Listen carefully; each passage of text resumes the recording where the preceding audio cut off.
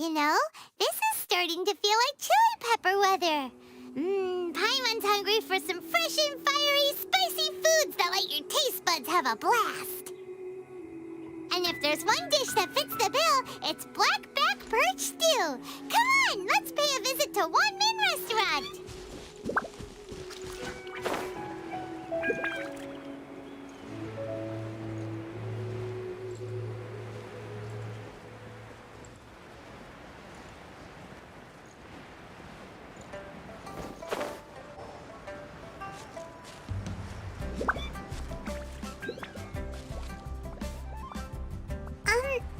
Are you okay? Paimon never imagined your sister would have sided with the Abyss.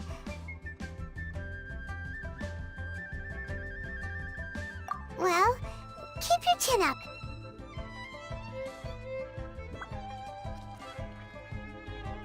Paimon believes in both of you. And when the going gets tough, the tough get going.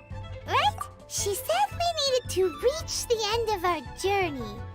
Paimon bets she still has lots more to tell us. And we won't find out what this journey is or where it will end unless we keep going.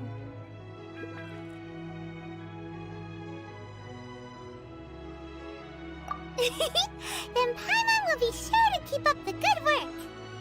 Although, where should we go next? If we want to continue with the journey... Oh, you mean the god that took your sister away in the first place? You're right. After all, everything that followed, all this confusion, it all started with her. Yeah, Paimon bets she's the key to understanding this whole mystery. Well, we've ruled out two gods so far, the Animo and Geo Archons. So, next... Paimon doesn't think we can simply walk into Inazuma. Zhongli said it was a closed nation. We'll have to find some other way in.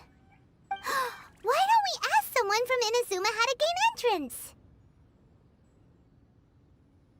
Oh, Paimon's thought of someone already! Atsuko in Liyue Harbor! She's from Inazuma! Let's see what she has to say.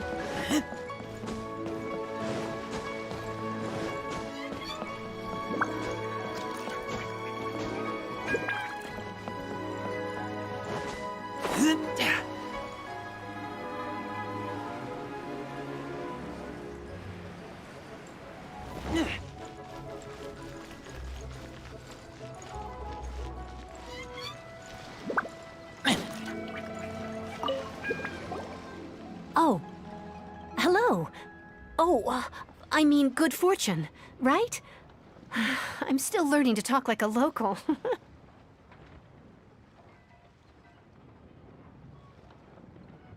Is there anything I can help you with? We wanted to ask, how do we get into Inazuma? Oh, so that's why you're here. Well, there is a way. Great! We came to the right person! But the chance of success is incredibly small. Huh. Incredibly small? Then how did you get out of Inazuma in the first place? It was in leaving Inazuma that I found out just how dangerous this method truly was. All I had to rely on was a little wooden raft that I'd put together myself. There was a storm raging ahead of me, and my pursuers were close on my tail. After I'd escaped their clutches, I floated on the open ocean for I don't know how many days. My rations and fresh water supplies soon ran out, and I remember getting to the point where I was sure I'd reached the end. Then, I blacked out. But, to my surprise, my journey didn't end there. Or to put it another way, a new beginning found me. Ah, that's right. I escaped by the skin of my teeth. The fact that I'm even alive to tell the tale must be a sign that the gods were watching over me. What a horrible journey! And you set off knowing how dangerous it was? Why? Well, because everything is just too restrictive over there. The atmosphere is so stifling. The Kanjo Commission subjects everyone leaving or entering the nation to a protracted approval process, and I felt like I didn't belong there. Kanjo Commission? What's that? Along with the other two commissions, they oversee everything in Inazuma. We usually collectively refer to them as the Tri-Commission. I suppose they're equivalent to the 8 trades under the Liyue Chising. One of the obligations of the Kanjo Commission is to conduct rigorous identity checks on all individuals leaving or entering Inazuma. All non-nationals are processed centrally on Rito upon arrival. Meanwhile, the Tenryo Commission is responsible for implementing the recently promulgated Vision Hunt Decree. They act like the executive arm of the Raiden Shogun's rule. Loyal, yet unfeeling. It doesn't feel good to speak ill of my home like this. But after spending so long under that oppressive atmosphere, I begin to lose all hope for the future. What I mean to say is, unless you have an extremely compelling reason to go to Inazuma, you should abandon your plans of trying to get there.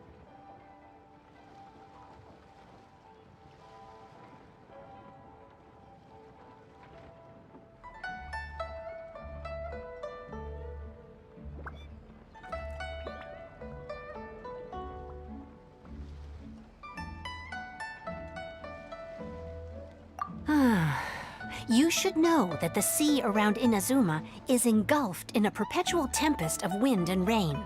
Supposing you survived that, you would still need to get past the samurai guards that enforce the Sakoku Decree, the closed nation policy of Inazuma. And even if you did manage to find a way, you'd still have to produce the necessary documentation at the Rito Center for processing Outlanders. Otherwise, you'd be kicked out immediately. Seems like they really don't want anyone setting foot in Inazuma, huh?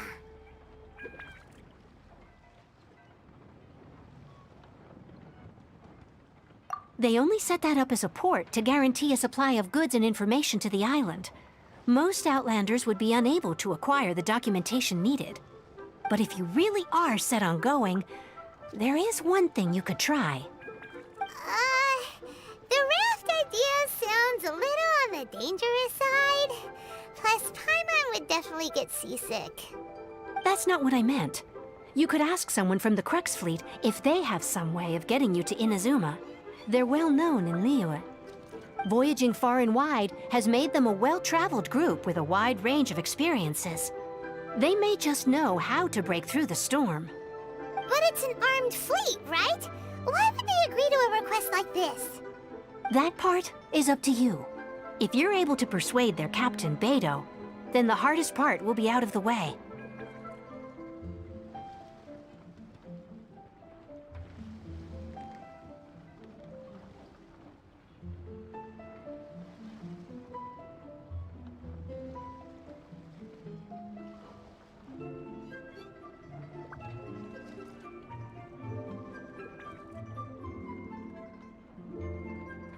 The Alcor is the flagship of the Crux Fleet. I heard that it's currently anchored by Guyunstone Forest on a supply run. This might be your best chance. Then there's no time to lose. Let's go find Captain Beidou.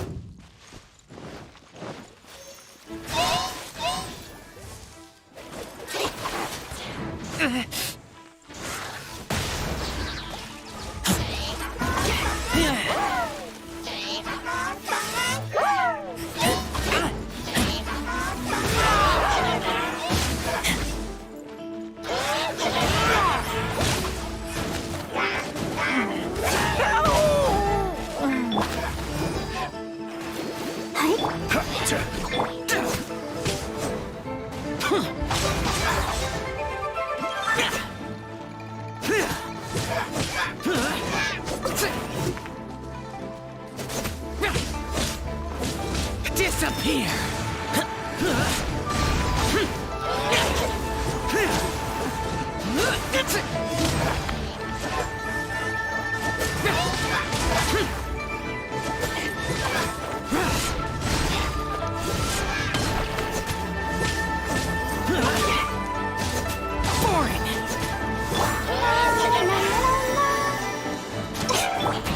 I will have order.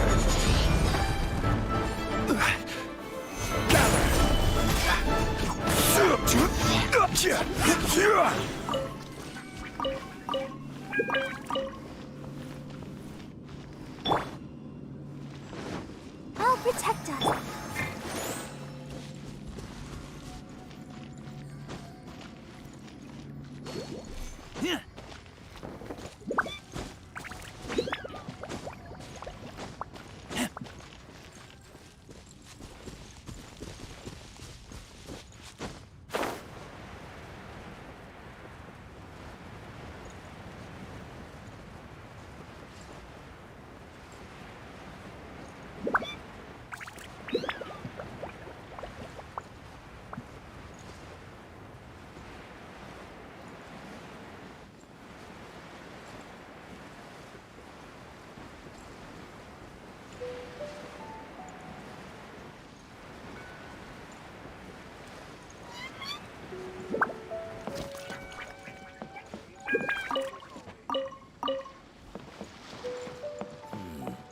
The weapons on this side are quite well maintained.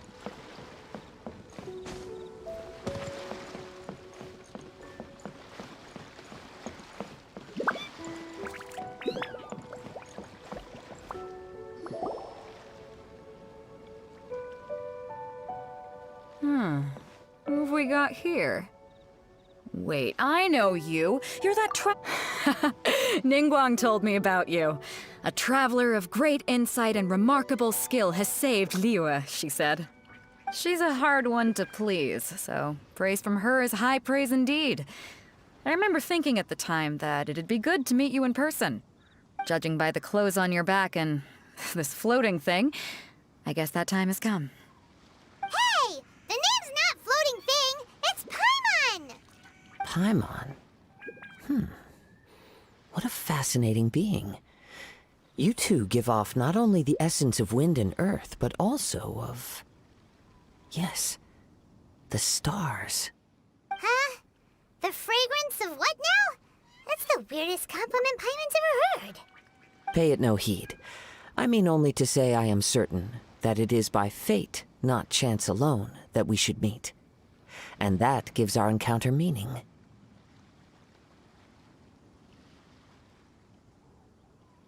You're not far off, but they go by a different name in Inazuma.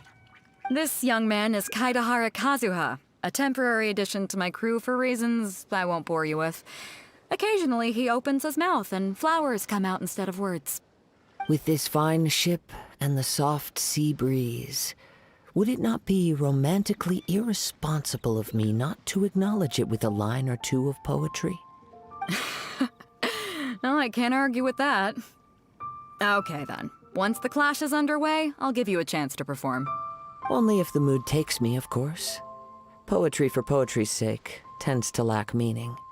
Hey, you don't want to pass this opportunity up too easily, especially seeing as our great hero here might be in attendance. Oh, wait a minute. What's the clash? Also, just to clarify, by great hero, do you mean? Huh? I thought you might be here to sign up. You're telling me you've never even heard of it?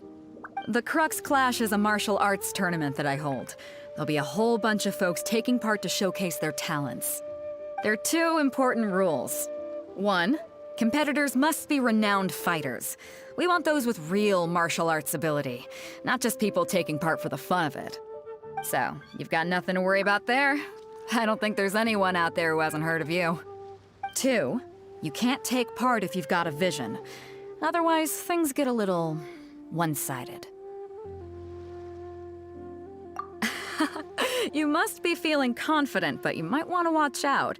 There are a few crouching tigers and hidden dragons lurking around in Liyue. And with Liyue's savior taking part in the tournament, now that's gonna turn a few heads. I think we can expect a healthy turnout this time. But we didn't come here to take part in a martial arts tournament. Well, before you dismiss the idea completely, you might be interested to hear that the prize this time round is particularly sought after. Get this. It's a masterless vision. Supplied by myself, as a matter of fact. If the tournament champion can reawaken that vision, it belongs to them. Is there really such thing as a masterless vision?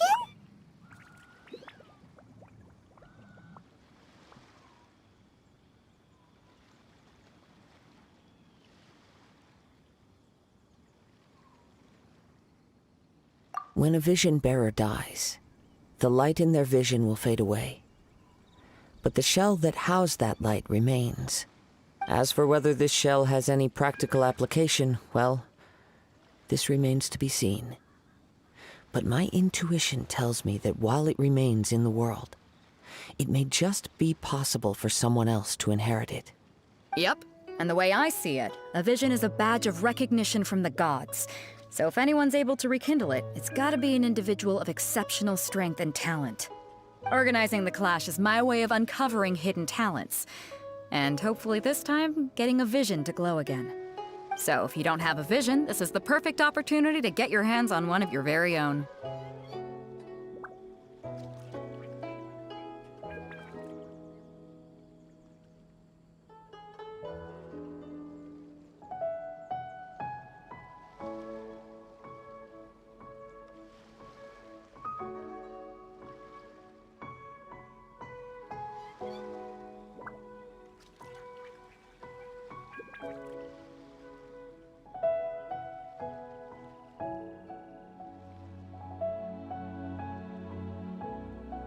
Yeah, we're interested in getting to Inazuma, not fighting in some tournament. Inazuma? You want to go there? Well, why didn't you say so? Inazuma? No sweat. In that case, if you win the tournament, I'll give you a choice. Masterless Vision, or a ticket to Inazuma aboard the Alcor. Up to you.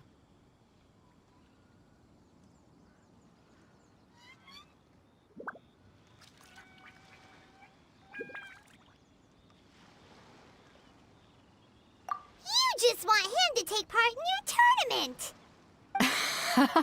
What's wrong with that? The more talent we have, the better the tournament will be. I couldn't let a competitor like you fall through the net. What are we gonna do? this tournament if we want to get to Inazuma, huh?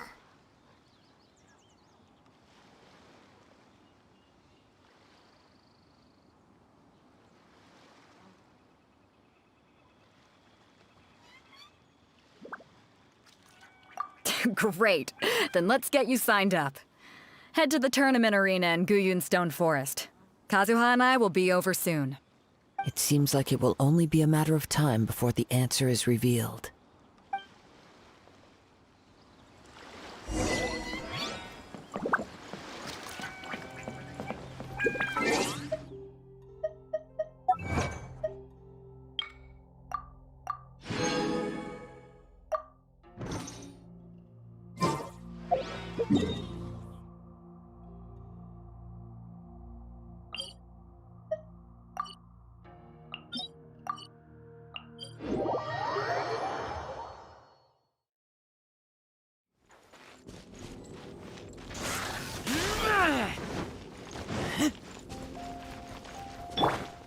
Let the show begin.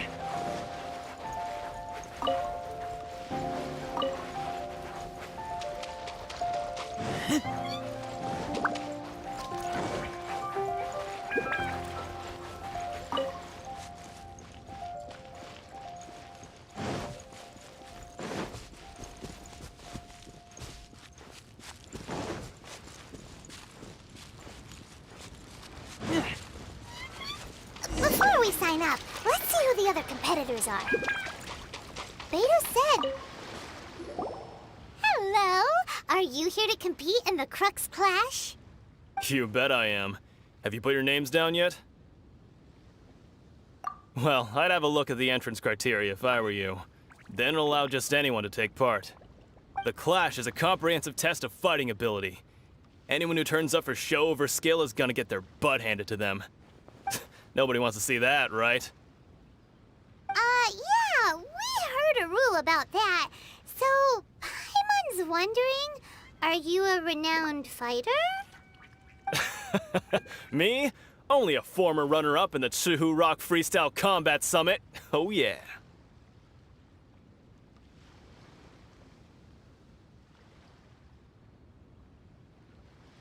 Aha! Also, that doesn't sound like the most official tournament out there. What? You... Nonsense. Have you been living under a rock? It's been going on for years. There were plenty of competitors when I took part. Not to mention, I've helped the Millilith catch treasure hoarders before. There were 2 of them trying to escape. I soon sorted them out. They tried to sneak past me under the cover of darkness. They didn't know what hit them. I planted a left hook on the skinnier one's face and sent him flying. Then, the big guy pulled out a knife. I stood my ground, of course. A roundhouse kick sent the blade hurtling into a beam above us.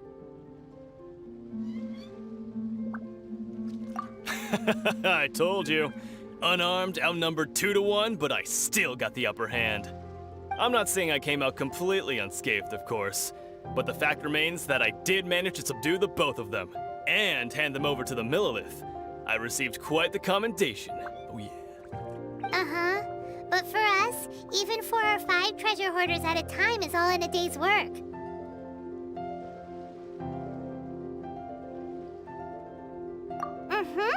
Alright, we're gonna keep looking around. I'll see you in the arena, but I don't plan on losing to a pair of children anytime soon.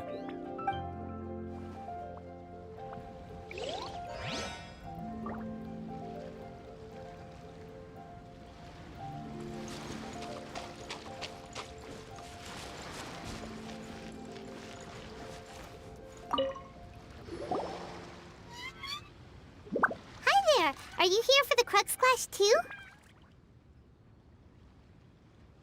That's right. Nothing beats real-life combat for honing your skills. That's what our master taught us. But this tournament is more than just a chance to put training into practice. It's also a chance for us to obtain the masterless vision. Exactly. With a vision, we'd quickly become our master's top students. This master of yours must be pretty incredible, huh? Are they someone famous? Famous? He's the founder of the Ling Shan clan, and his skills are unparalleled. Liang and I are both proud disciples of his.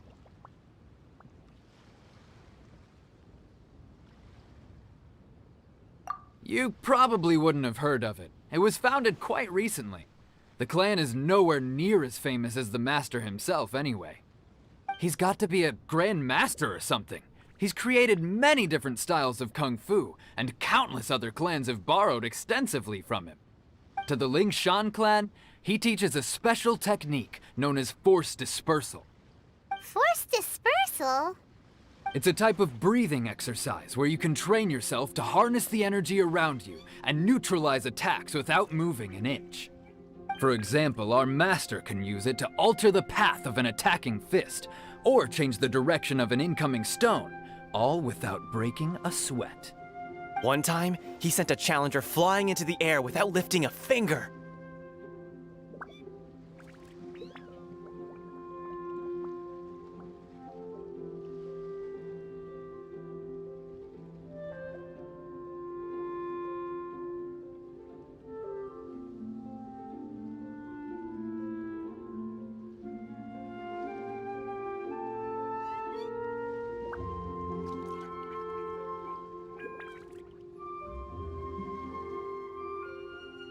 It sure is, but it's extremely difficult to cultivate this ability. We've been training for ages and we're still getting to grips with the very basics.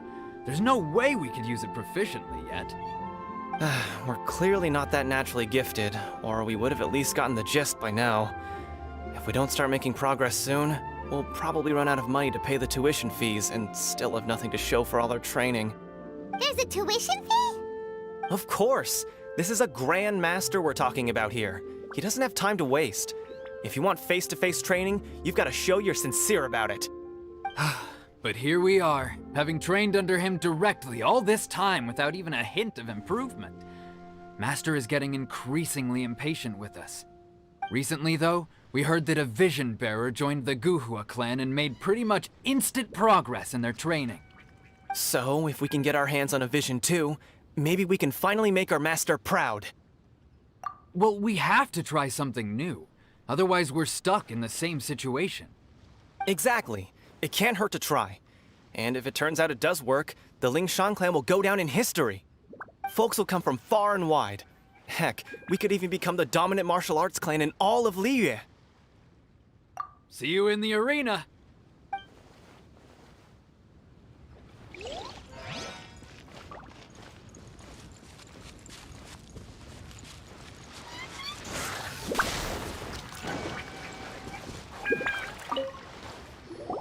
Hey, youngster.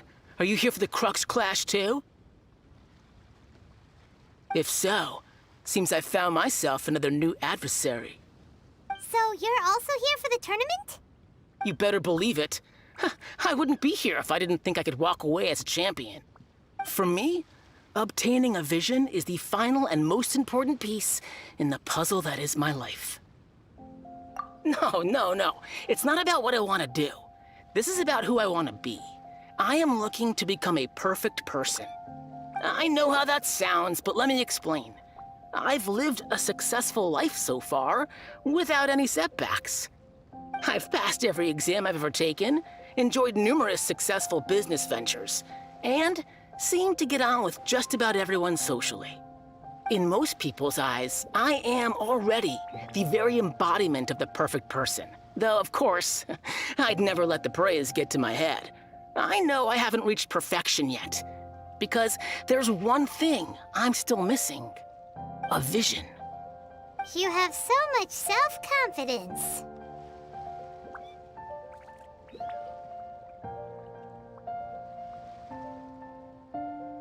That's not important. I have a contact in the Crux fleet who was happy to vouch for me, so they very kindly made special arrangements on my behalf. I've also brought along a bit of an entourage for moral support. It's such a blessing, really, to have so many good friends in my neighborhood. Of course, I also put in a few good days' practice, concentrating mostly on rare and esoteric styles of Kung Fu. As a high achiever by nature, I'm confident I've done enough to guarantee my victory in this tournament. I seem to have gained another fan. Don't let my aura overwhelm you, though. You'll need your wits about you today. Now then, if you don't mind, I need to finish my pre-competition routine. It's not too long now before you'll get to see me in action. So, to recap, we're up against an inflated ego, some gullible guys paying way too much for their kung fu classes, and another guy who's just really average. Seems like you've got a pretty good chance of winning this thing. Come on, let's go. Jinx a Village arm wrestling champion, huh? All right, you're signed up. Next, please. What's your name? Wait, aren't you? Oh, did I hear that right? Is it really them? Huh? Aren't they a vision bearer, though? Why are they trying to enter the clash?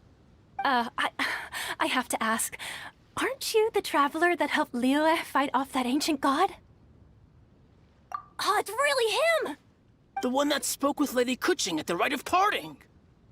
Oh, I wonder if I can get his autograph later.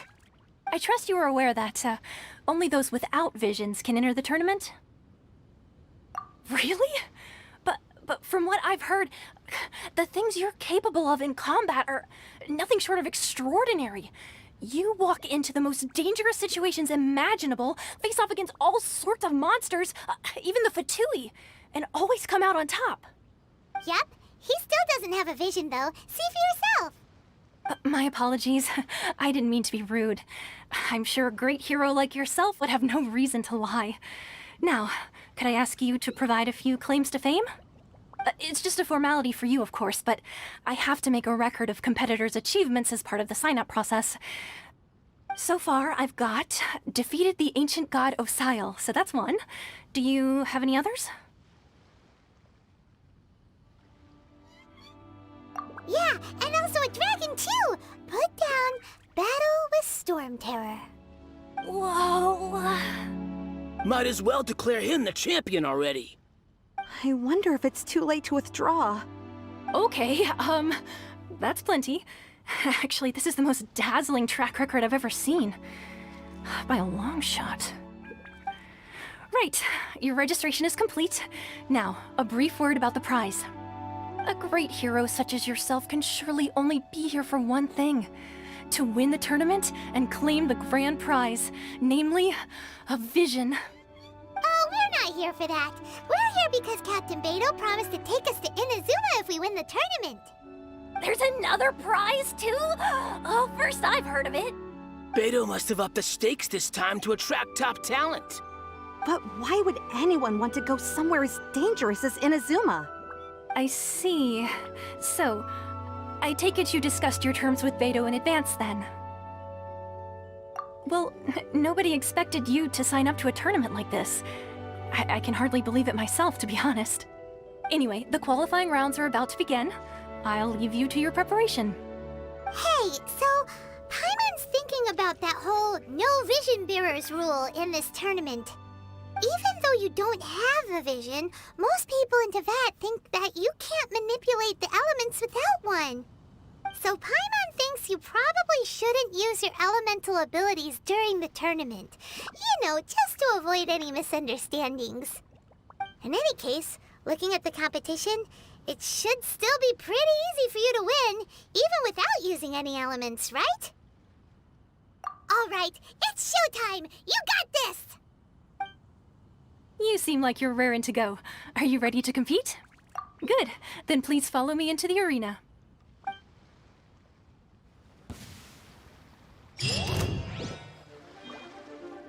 Our next competitor is seen by many as the favorite to win this tournament. His first bout begins now! You? You're the hero they're talking about? Ugh, how am I supposed to win now? What a strange guy. Why was he so confident to begin with? Well, now that we've won, let's go and see Beto. She'll probably have something to say to us.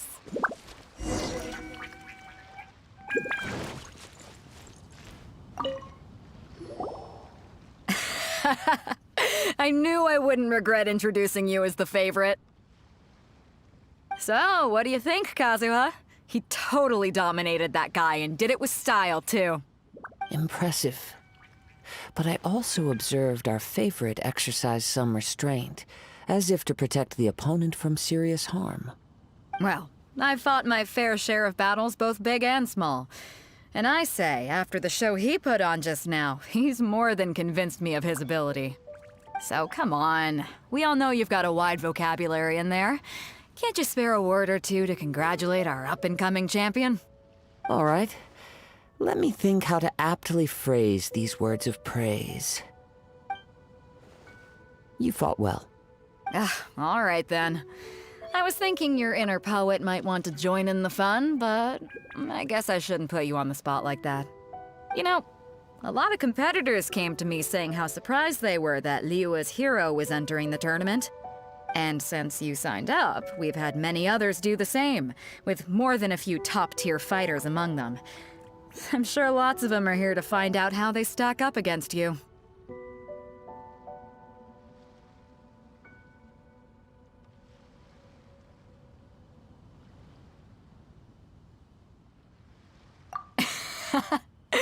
Well, since everyone sees you as the one to beat, I figure I should start treating you that way too. For one thing, we don't want you wasting all your energy in the early rounds fighting people who are well below your level. Not to mention, you must be itching to fight someone in your league too, right?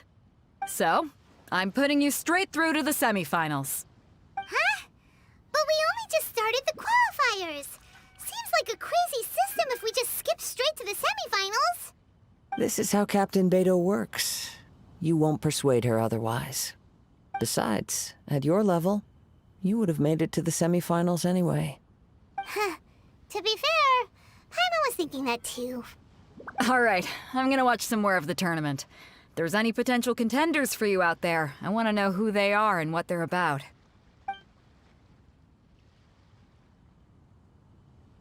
We're finally here, folks. The real show is about to begin. The captain seems to have high hopes for this tournament. I have not seen her so excited in quite some time. Your opponent has fought many rounds to get to the semifinals. This makes him a seasoned warrior. You may well be stronger than him, but this should not give you cause to lower your guard. Very well. Show me that you are ready to push through the storm that lies ahead. All right, that's enough chit-chat for now. The audience is waiting. Go find the crew member that signed you up. She'll take you into the arena.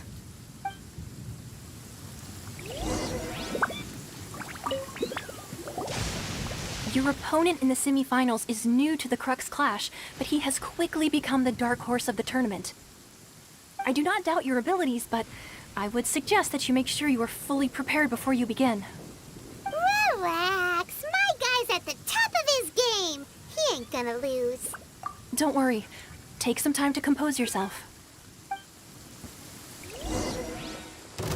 At last, the moment we've all been waiting for. The semifinals have begun.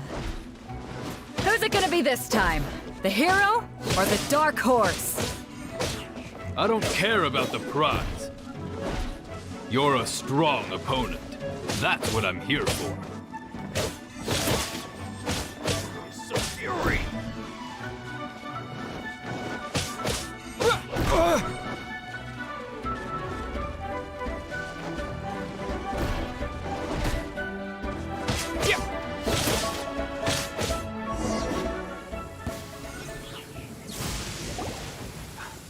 I'm sweating all over. It's a good feeling. Congratulations. I was beaten by the best. I need to train harder. Right! For a moment there, Paimon was a little worried. If you had a vision, you'd definitely be one of the strongest around. I wanted a vision once, when I was a kid. People said that if you're strong enough, you'll have your chance to get one. But mine never came. I lost interest eventually. You can't depend on a vision like you can your own body. I've fought and won against vision bearers before. The power they have was given to them by the gods. I don't envy it. Huh? You mean you didn't sign up to try and get your hands on that masterless vision? No, I didn't. I only wanted to pit myself against other fighters and see who was the strongest.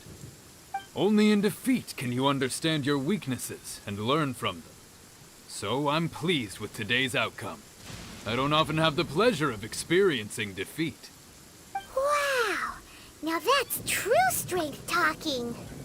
If you have the chance in the future, please come and spar with me again. I will be stronger next time. By the way, do you know who else made it into the finals? Is it gonna be someone even tougher than you? Whether they'll be as tough as me, I don't know.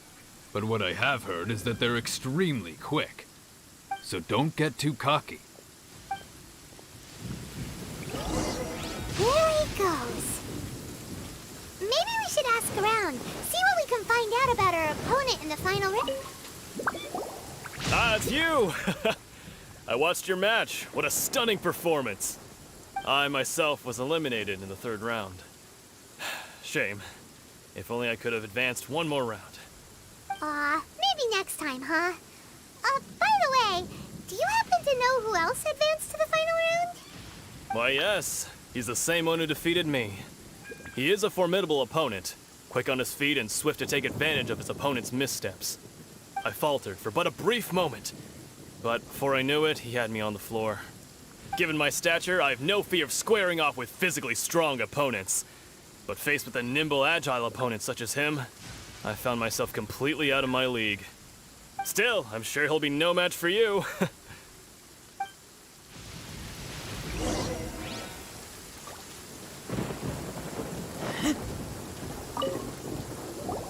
Hey there! Well, where did the other guy go? He tried to use force dispersal to deflect a punch, but instead he took it straight to the nose. There was blood all over the place.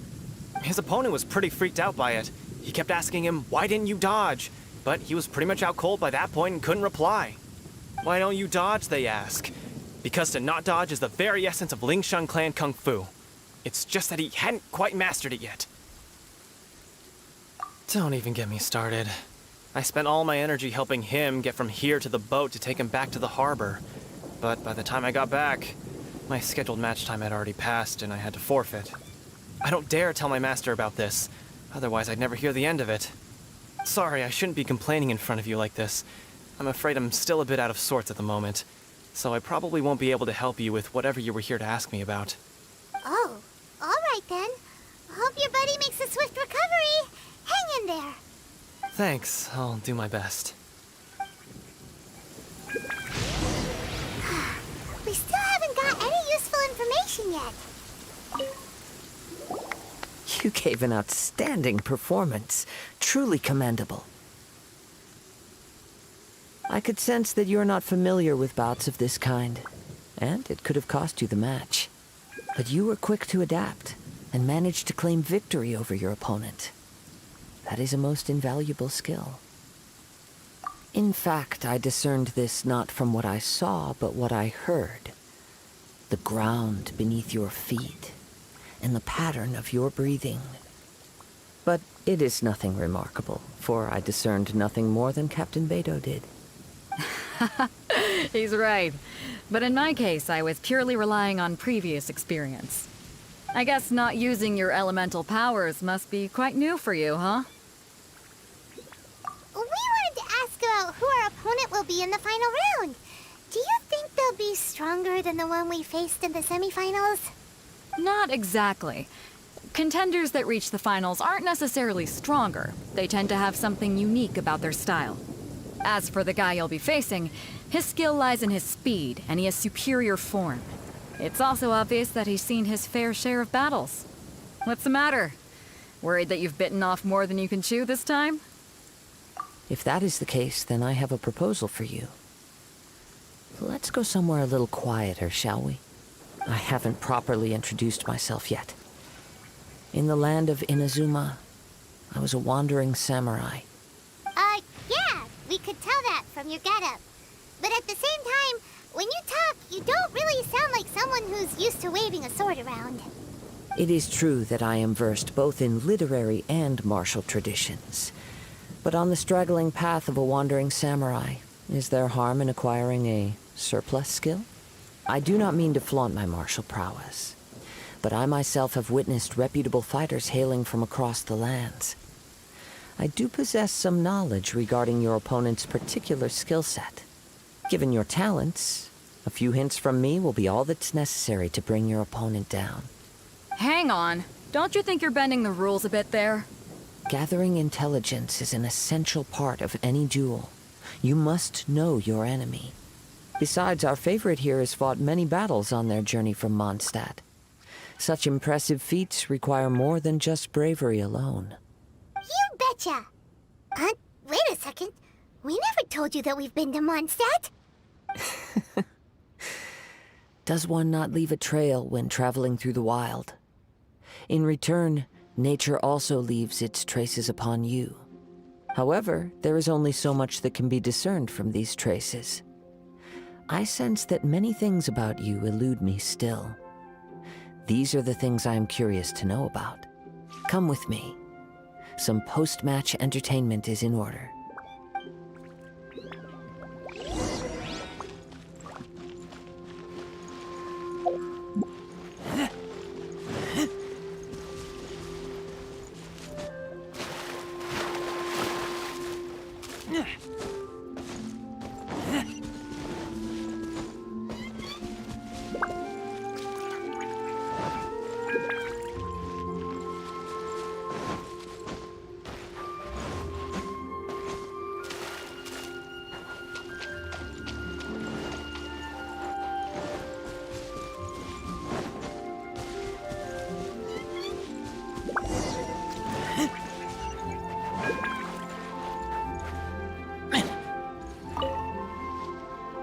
Now that we're alone, let me cut to the heart of the matter.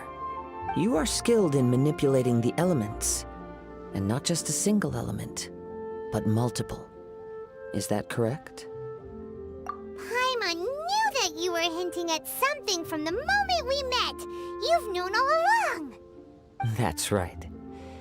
If the other contenders were to catch wind of your elemental abilities, let's just say it would cause some unwanted misunderstandings.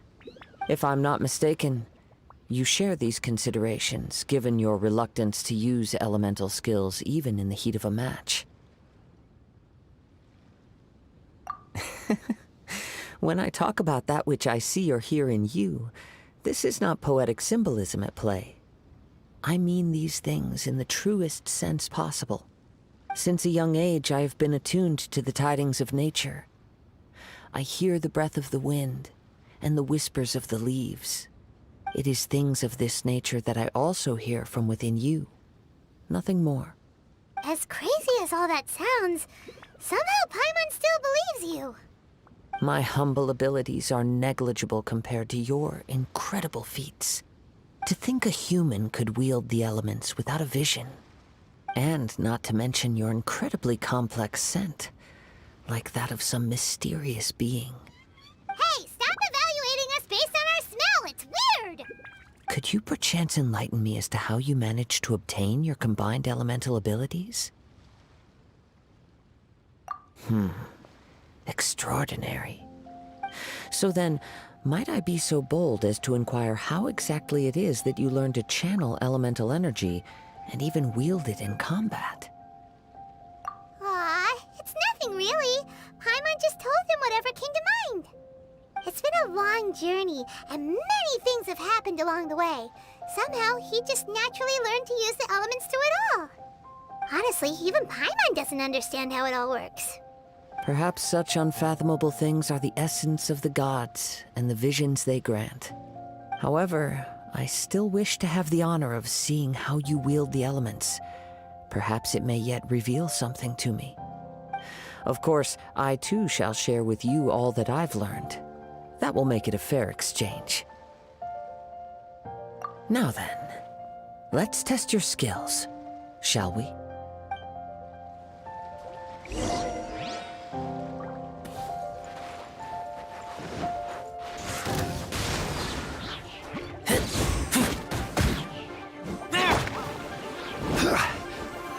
Solidify!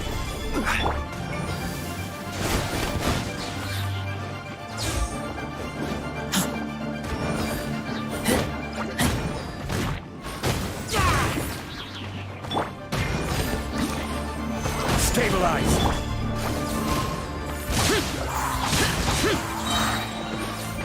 Lament! Here! This is order.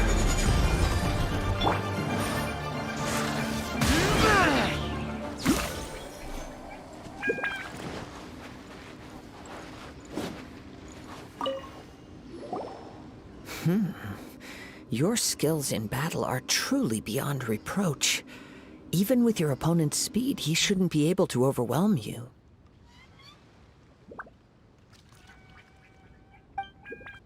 Your opponent is skilled at controlling his breathing and maintaining balance, which enables him to execute moves that many would find impossible. He relies entirely on the element of surprise to defeat his opponents. In other words, as long as you remain mindful of his ability to detect weak points, then his attacks should pose no threat to you. Please, save your thanks. If anything, I should be thanking you for the opportunity to witness your command of the elements that defies all known principles. The world is a truly mysterious place, it seems, and one will always encounter that which is still unknown. You seem kind of obsessed with visions, but don't you already have your own? Why are you so intent on exploring the connection between visions and the elements? I desire to know what meaning visions have to the gods, and what influences the gods' decision to grant humans these visions. My apologies. You must be completely in the dark regarding such matters. For allowing me the honor of witnessing your mystical ways, I am willing to answer any questions you may have regarding Inazuma. So that's what you're curious about? Then allow me to tell you more. As you well know, a vision hunt decree is currently underway in Inazuma. Visions are a gift bestowed by the divine. People that have accepted this gift are now having their visions confiscated inexplicably, sometimes in circumstances that leave their original recipients dead. In the outset, supposing each of the 7 archons had their criteria for granting visions to living beings, then does the current Electro-Archon now doubt these criteria, or even the act in and of itself? Not to mention, with no new Electro-Visions having been granted for such a long time, it would seem that we can infer something of the Raiden Shogun's feelings on the matter.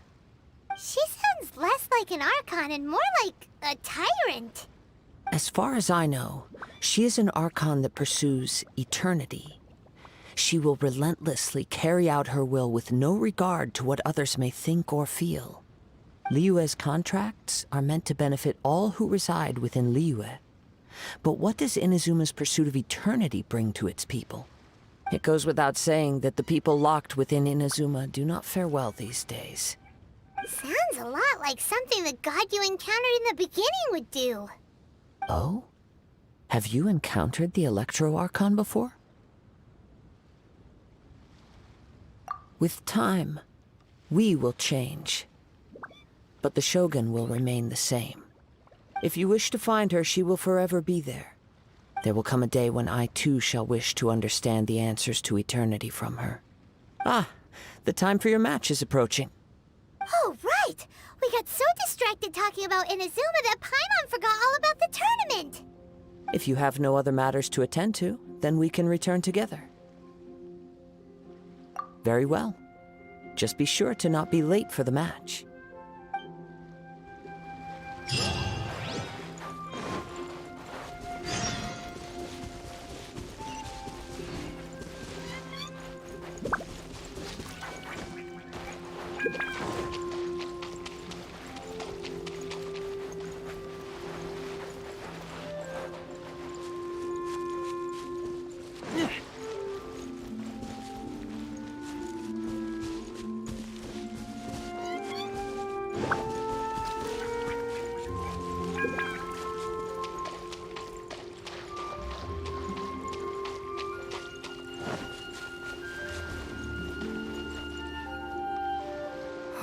Why isn't he here yet?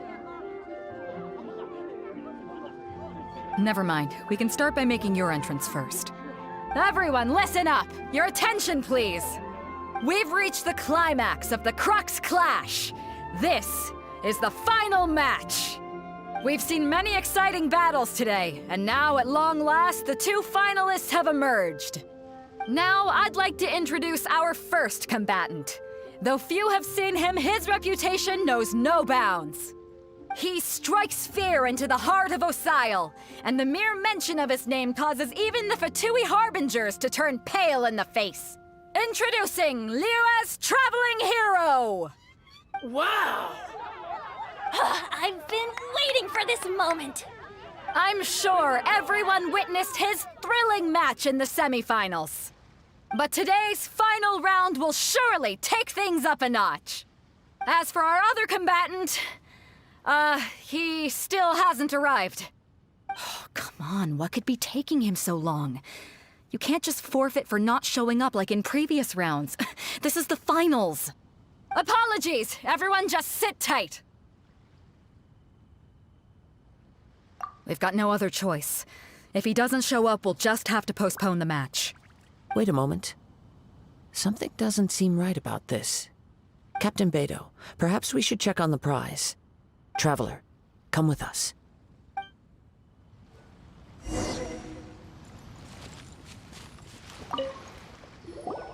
Let me see.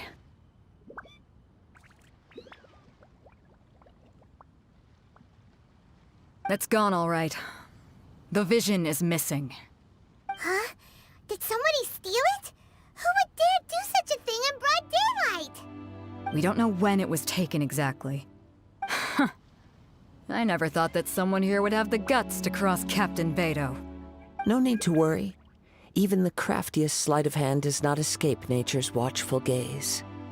The culprit has only acted recently. They will not have gotten far. The vision was the prize that I had offered, and it was my responsibility to look after it. I will be certain to get it back. Well, if you insist. I'll leave the matter to you then. I'll stay here and try to offer some explanation to all the spectators that came to see the match. If you would, please come with me. But we're on an island. Where could he have possibly run to? Come with me. I can sense the winds are coming.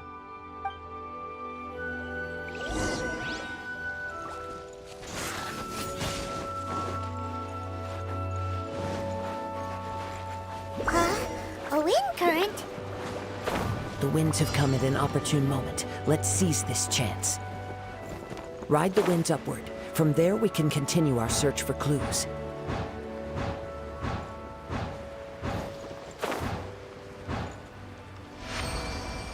By the way, what made you suddenly think of checking the prize in the first place? I heard it the moment it was stolen. Well, then why didn't you stop him? You'll see shortly.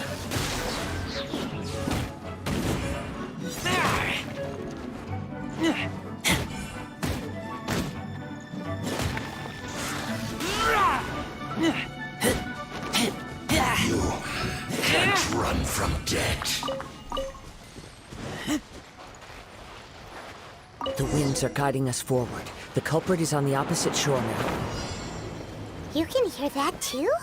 What does it sound like? Hubris. This way. Follow me. There may be an ambush waiting for us up ahead, but I trust that you are well prepared for such a scenario.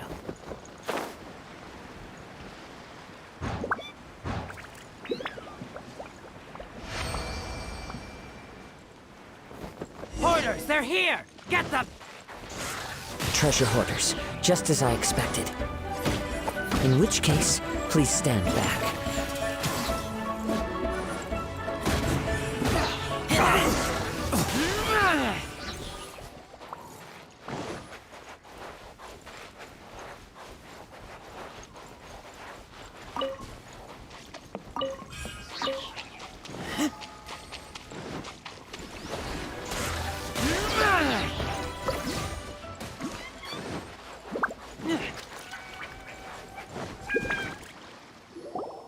You caught up with me?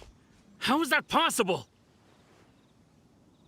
I had even prepared a boat to ensure a quick getaway, and still you caught up to me! No boat could ever match the speed of the wind. The wind? What are you talking about? Oh, I get it. Your vision. Drat!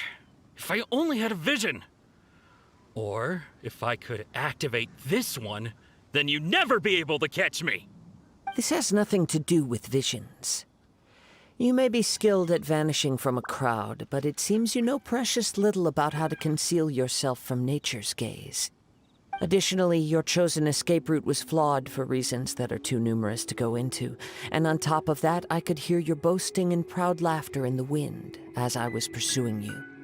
In other words, you failed to meet any of the basic criteria for a grand heist. Namely speed, stealth, and style. You... But most disappointing of all is the state of the vision in your hand. It appears that the vision doesn't respond to human desire indiscriminately. Fine! I admit it. I've had my eyes on this vision for quite some time now. I decided to register after hearing that this fighting contest was full of a bunch of lousy fighters. I fought my way to the finals and... Aha! So you were supposed to be our opponent! I'd intended to win the contest through skill alone all along, but then you showed up. After watching the semi-finals, I knew that I didn't stand a chance. But I wasn't about to give up on the vision so easily after coming all this way. Since there was no use in trying to face you in the match, I decided to put my skills to good use while everyone's attention was on you and Beto. I was convinced I prepared thoroughly for my escape, but somehow, you still managed to catch up. After all I went through to get it? I think not. I know an empty threat when I hear one. Fine. But you'd better mean it. It didn't activate once I took it anyway. It's nothing but a useless shell to me. You know, according to the laws of the sea, the penalty for stealing is breaking the culprit's arms. Huh? You're not serious, are you? Not to mention that the item you stole was a prize. You didn't show up for the final match, and you damaged the reputation of the captain of the Crux fleet. It seems that it would be only fair to brand the word thief on your forehead with a hot iron. Whoa, we don't need to go that far, do we? I never would have guessed you could be so cruel. If this is where talking gets me, then forget it. I'll risk a fight. What are you trying to do? Keep back! Just a temporary setback. No! Do what you want, but please, don't brand my forehead, please! He has persevered to the bitter end, and now death looms near. Yet still the gods do not bestow their favor upon him. Put down the vision and leave. I've changed my mind. No further punishment for you. Huh? What's wrong? Are you asking for more punishment? It's up to you. Such willingness is commendable, and fits the way of the samurai. No need for that. Thank you for releasing me. You truly are generous. Huh? Paimon doesn't get it. Were you just trying to scare him? I take no pleasure in frightening others. I was just testing all possibilities while the vision remained in his hands. When people are forced into a corner, that is when their greatest strength will appear. I thought it may be an opportunity for him to awaken the vision. But unfortunately, nothing happened.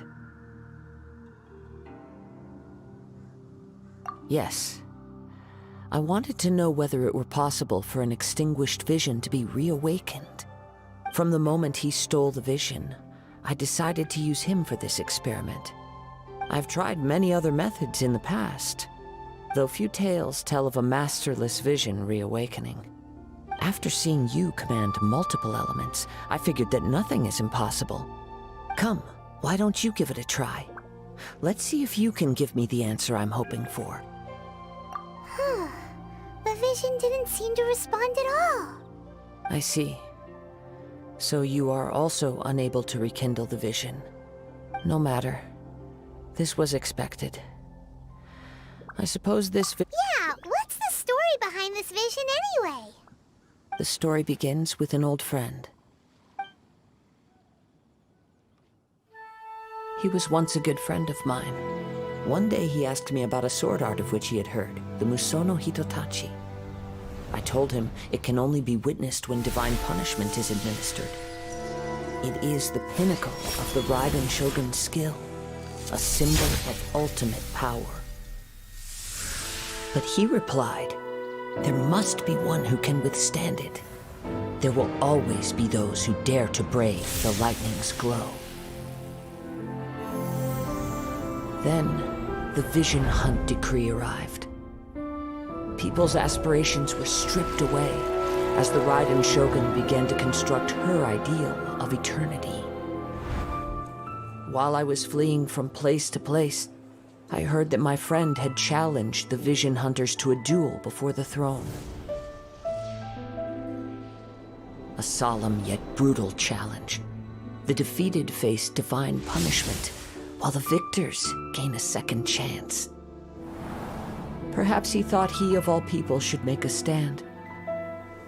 Coming face to face with the Musono Hitotachi was all that he truly desired, after all. When I arrived at Tenshukaku, the duel was over. I heard his sentence of divine punishment, his severed blade hitting the ground. Perhaps that was the glory he had yearned to witness. In his last moments, what expression was on his face? Before I knew it, I had stepped forward and snatched the dying vision and was running from the scene. All I knew was that I mustn't let his hope, which burned so brightly, become buried among the ice-cold statue of a god. Perhaps one day, I may come to find that all I have done is meaningless. But as a wandering samurai, I find meaning in traveling and the sprawling beauty of nature that lies along the way, while still retaining the warrior way in my heart. Kazuha! It's just another way of saying I do as I please. All right then, it's time we returned. Allow me to gather the wind for us once more.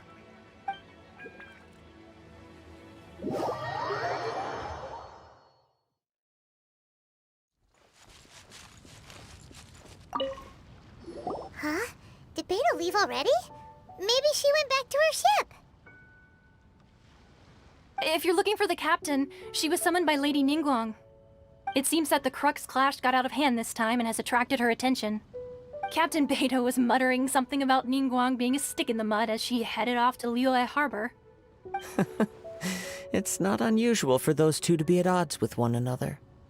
But still, Captain Beto was disappointed she didn't get to witness the crowning of the new champion. She had been looking forward to it for quite some time. The one who stole the vision was originally to be this hero's opponent in the final round. He knew he stood no chance of winning the match, thus the wicked idea of stealing the prize took hold in his mind. In which case, the Crux clash comes to a clear-cut conclusion. Huh? So that's what happened? If that's the case, then the rules stipulate that he is disqualified, and our hero here is the champion. Paimon thought we'd win and all, but not like this. It doesn't matter. As the saying goes, Honor given is honor deserved. Now, let me go prepare the champion's medal to award you.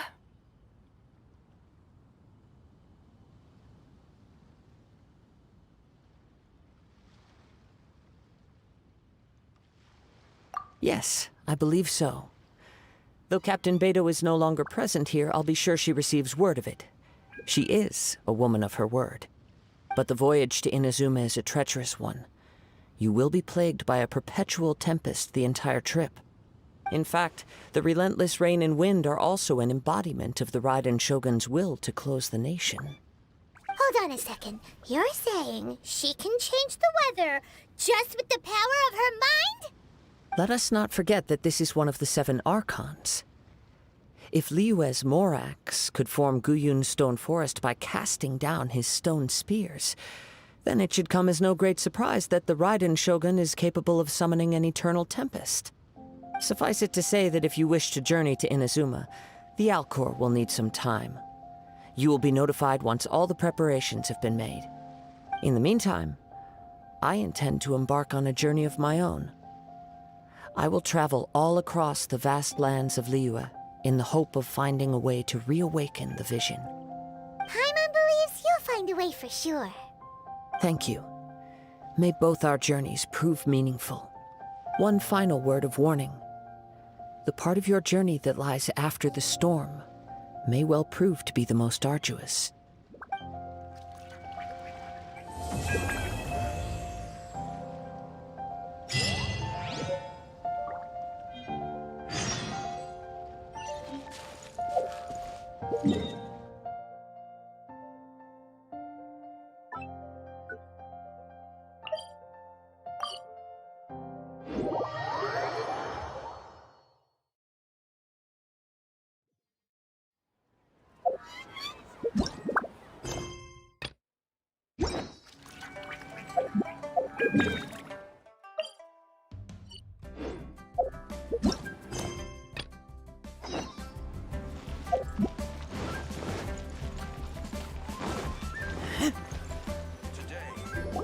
Hey, guess who's here?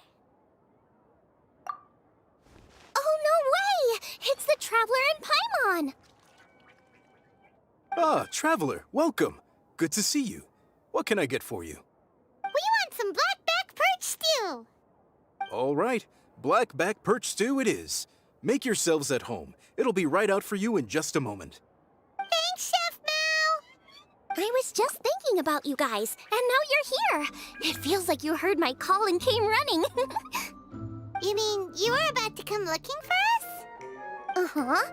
There's something I want to discuss with you guys. Did you happen to see how the city looked on the way over here? Everyone's getting ready for the Moon Chase Festival. Moon Chase Festival? Is that another one of Liyue's ancient traditions? That's right! Moon Chase is a big festival where we celebrate the arrival of the fall by moonlight.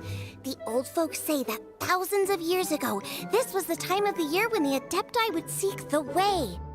But it's completely different nowadays.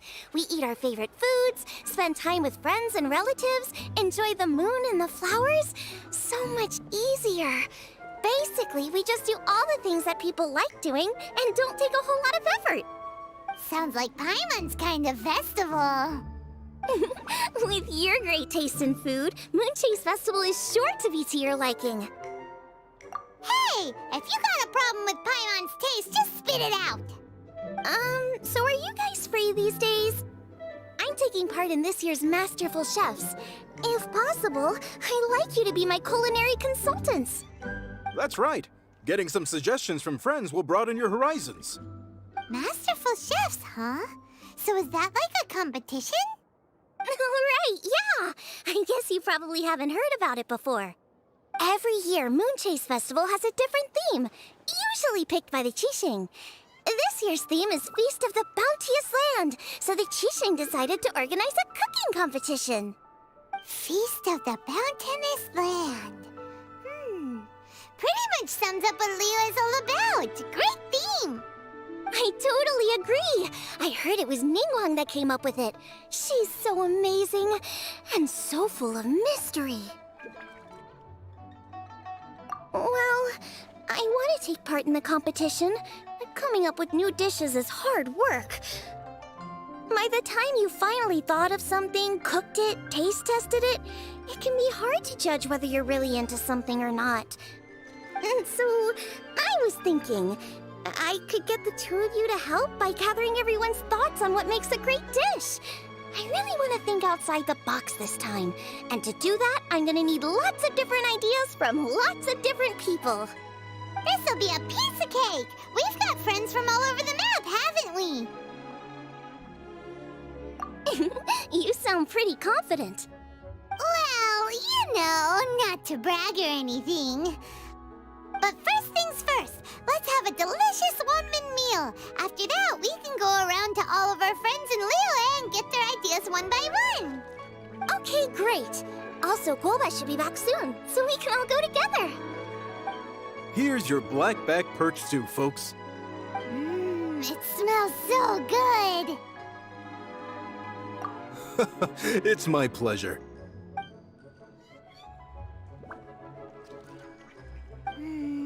That was so delicious. Theory confirmed. This is definitely chili pepper weather. Xiangling can be a bit of a handful, so please look out for her while you're out and about. Come on, Dad. Why would you say that?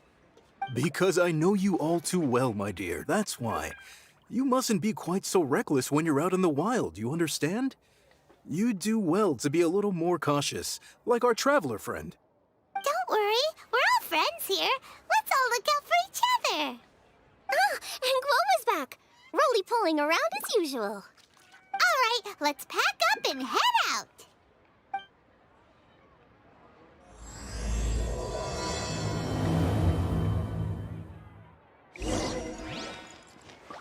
I simply have to try the winning dish of this year's Masterful Chefs.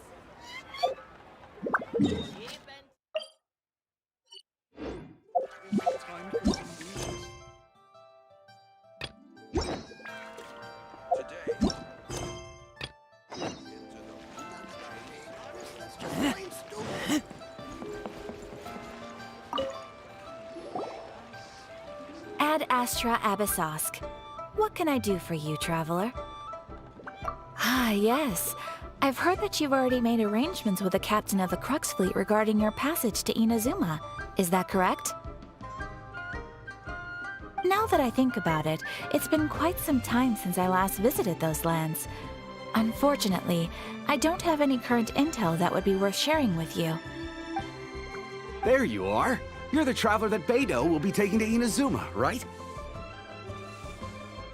Oh, is that right? Well, it's an honor to meet you. The fleet is nearly completed reprovisioning. Once the crews have taken a head count, we can get underway. Captain Beidou sent me to come get you. We'll weigh anchor as soon as you're aboard. Seems Beidou is the captain of her word. Of course! There are many things that the captain insists upon. I'm sure you'll see for yourself once you're on board. So you'll be heading off then? I suppose congratulations are in order. Whether the journey before you leads to the heights of the heavens or the depths of the abyss, each step you take is another achievement. Until we meet again, Ad Astra Abyssosque.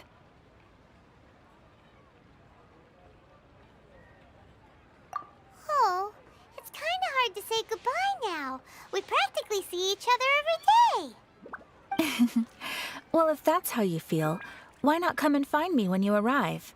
I'll be awaiting you on Narukami Island. So there's another Catherine in Inazuma? See? There's no need to get all sappy now. Well, I guess it's time for you to bid farewell to Liyue Harbor. Now that I've delivered my message, I'll be heading back. The ship is currently anchored off of Guyun Stone Forest. Okay, thanks for coming all this way to let us know. Just following orders. I'll see you two aboard the Alcor.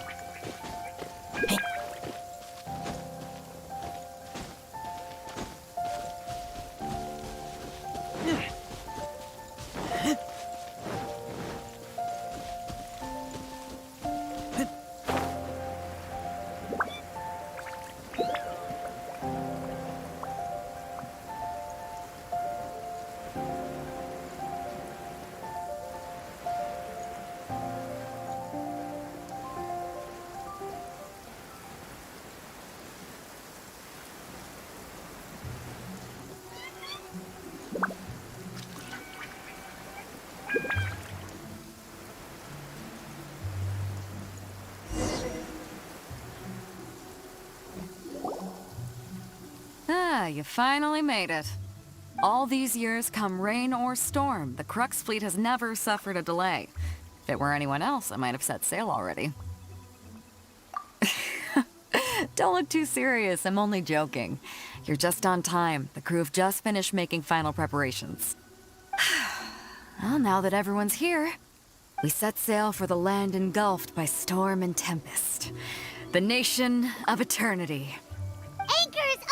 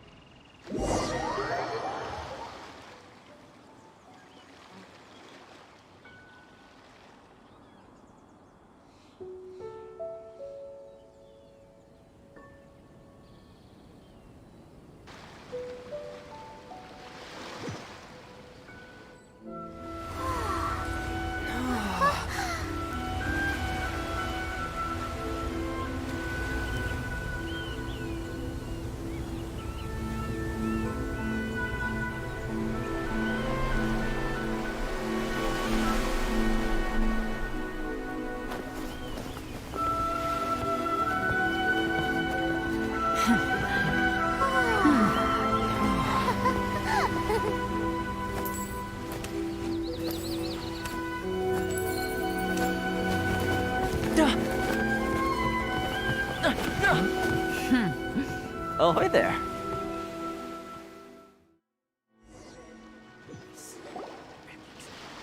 So, you finally made it. You sure kept me waiting, Captain. And it appears we have a couple of stowaways. Or perhaps I should say, honored guests. Shush! You can blame your almighty Shogun.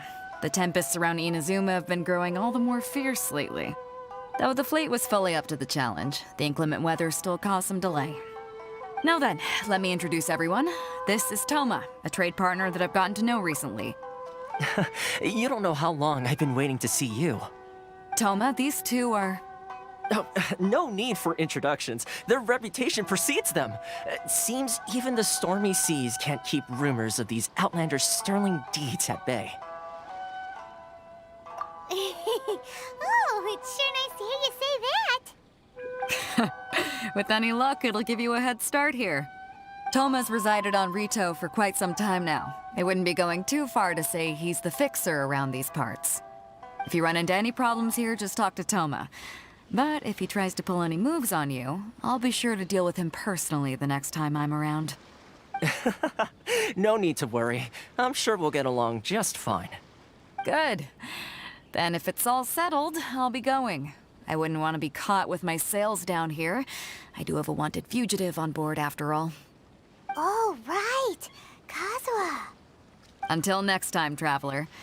Remember to give it your all, no matter what perilous storms you may encounter. Fair seas, Captain Beto. Bye-bye!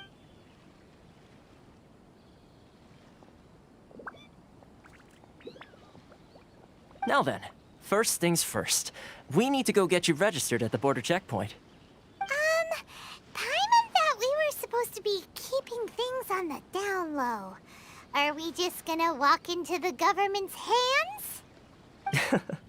Don't underestimate the reaches of the Sakoku Decree. You wouldn't be able to avoid inspection even if you tried.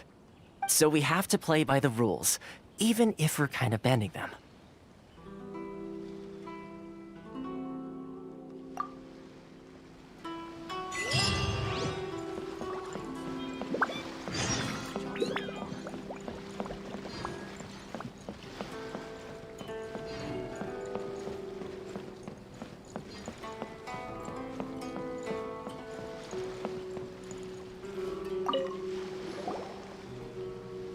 Hello? Please state your name, identity, and the purpose of your visit. Oh, except you, Toma. You must be new here.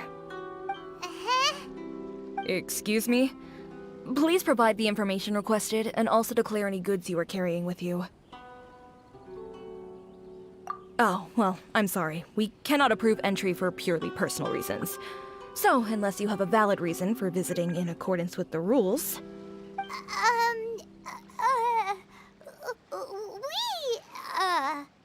My apologies, but I'll have to ask you to... Here are their entry papers, for your kind perusal. What? Ugh, take your time. No rush or anything. I just wanted to see what you'd say. Sorry about that. I see. Okay. Your papers are all in order. Welcome to Rito. Whew. So, where do we go next? The Outlander Affairs Agency.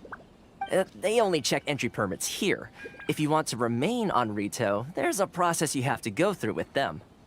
Sheesh. So it is super strict, just like everyone says. Well, let's not forget that to everyday folk in Inazuma, people from everywhere else are referred to as outsiders. As the word suggests, Outlanders aren't very welcome in Inazuma with the Sakoku Decree in force. Not even on Rito, where they've established an outsider settlement. I like how you think. I've got a feeling we're going to get along very well. Now, let's head over to the Outlander Affairs Agency. Most of the current rules were put in place by the administration of Rito, the Kanjo Commission. The Kanjo Commission? Yes, one branch of the Tri-Commission of Inazuma, responsible for growing and managing the nation's wealth. You really haven't heard of it before?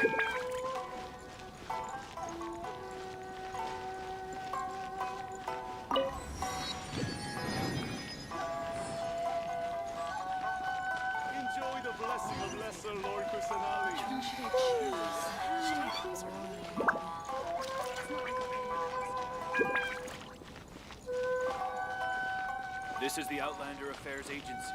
Please have your documents and proof of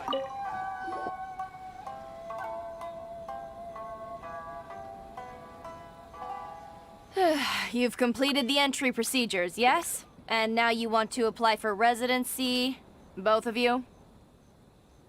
Yes, please. Okay, the processing fee will be 2 million mora. 2 million? For a processing fee? Are you serious? That's right. 1 million per applicant, which makes 2 million total. Don't worry, you can trust my math. Paimon wasn't so much questioning your math as... Ma'am, these two here are good friends of mine. I think you'll find I'm one face you recognize. Ah, Mr. Toma, it's you. By way of courtesy, allow me to reduce it to 400,000 mora total. Thank you ever so much, Miss Eureka. But as this is just a processing fee, I think 600 mora should cover it if I'm paying on their behalf. I'll treat you to dinner too. How does that sound? That's not how you haggle! By all means, bargain the price down, but... All right then, as you wish, Mr. Toma. I will make a record. Much obliged.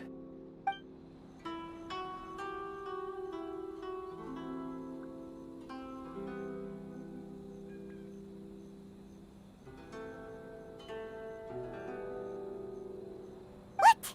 She went from 2 million down to 600? There's something seriously wrong with people's sense of finance around here. It's not as mind-boggling as you think. A processing fee is just a figure of speech. The way some here at the agency see it, the fees are easy money, so it becomes a question of how much they can make. So when the day comes that some poor merchant from overseas with more money than sense gets stuck here and needs to apply for residency... Then they'll milk them for all they're worth. Exactly. It's at times like this that having a local friend really comes in handy. Yes, but when you're an outlander in Inazuma, far from home in this close nation era, there's very little that can be done about it. The most that overseas merchants can do to look after themselves is stick together. That's how the International Trade Association came about. So it's a trade association built by and for Outlanders? Yep. And as well as advancing commercial interests, the association provides help, support, and structure for Outlanders trying to survive on Rito. Essentially, it's an association devoted to both commercial excellence and survival skills. Sounds like just staying alive is an achievement when you're an Outlander in Inazuma. I see. So this is the real purpose of your trip. Yes, given that you are Outlanders, it's certainly a lofty aspiration. After all, the Raiden Shogun is the most exalted and revered one in all of Inazuma. She is a deity who reigns on high, while all other life gazes up in awe. Huh. I was going to say nothing is set in stone when it comes to who you will encounter in this world. Who's to say you won't happen to run into the Raiden Shogun one day after lunch? Uh-huh. And is that likely? Okay, I'll give it to you straight. I know of a way to introduce you to the Raiden Shogun. Really? Wow, the Rito Fixer's better connected than we thought. I mean, it will take all the resources I have at my disposal, but it can be done. However, before we get there, connections come at a high price, you understand? Not you too. No. In this instance, when I say price, I'm not talking about Mora. In fact, there's no real cost as such. It's just that if this is something you really want, you'll have to agree to help other people solve some of their problems first. I like to do things in a way that keeps everybody happy. It's my own personal rule for dealing with situations like this. Sounds very reasonable to Paimon. You're the man in the middle, so you have to trade favors to keep everyone indebted to you. Why do I get the feeling you're making me out to be some sort of crook? Never mind. Here's the situation. As I touched upon earlier, the members of the International Trade Association are constantly struggling to survive. Recently, things seem to have gotten more difficult than ever for them, so just go and check things out. See if there's any way you can help. The head of the association is called Carisio, and he's a good friend of mine. Go talk to him. I'll wait for you here. Why in the world can't I use my permit?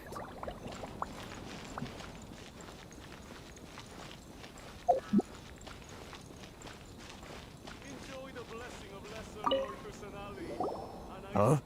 Hello there. You must be seeking refuge with the International Trade Association.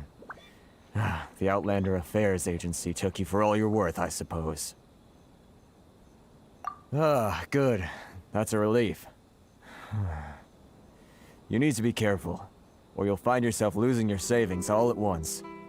We heard the association has been having some difficulties lately. Is that true? Yes. Left, right, and center. Obstacles at every turn. But that's nothing new for us.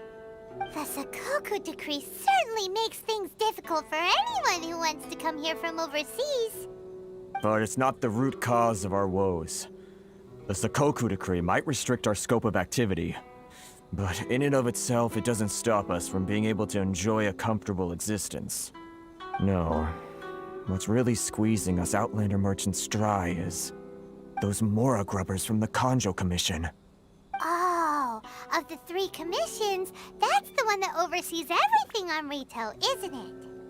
That's right. They impose astronomical tax rate, unbelievable regulations, and that's not the worst of it. They just issued a new tax decree recently that, for some reason, completely changes the way we pay our taxes. It used to be Mora, but now it's something called Crystal Marrow. Crystal Marrow? What's that? Something that most of us in the association had never heard of before either, until the new decree came along. Eventually, one of the older Liyue merchants recalled that he once shipped a batch of it to Snezhnaya in his youth. So, in order to pay our taxes, we began an arduous search for this crystal marrow. But then we found we'd only managed to create a bigger problem for ourselves. The rising demand for crystal marrow drove the price higher and higher. Now there's only one vendor who even has it in stock. We can't get a hold of it anywhere else. Isn't that what they call a monopoly? Exactly. So this vendor keeps pushing the price up, and we have no choice but to buy from them because the tax decree forces us to. It's a vicious cycle. The consequence of which is that our taxes will soon exceed our profits. And once that happens...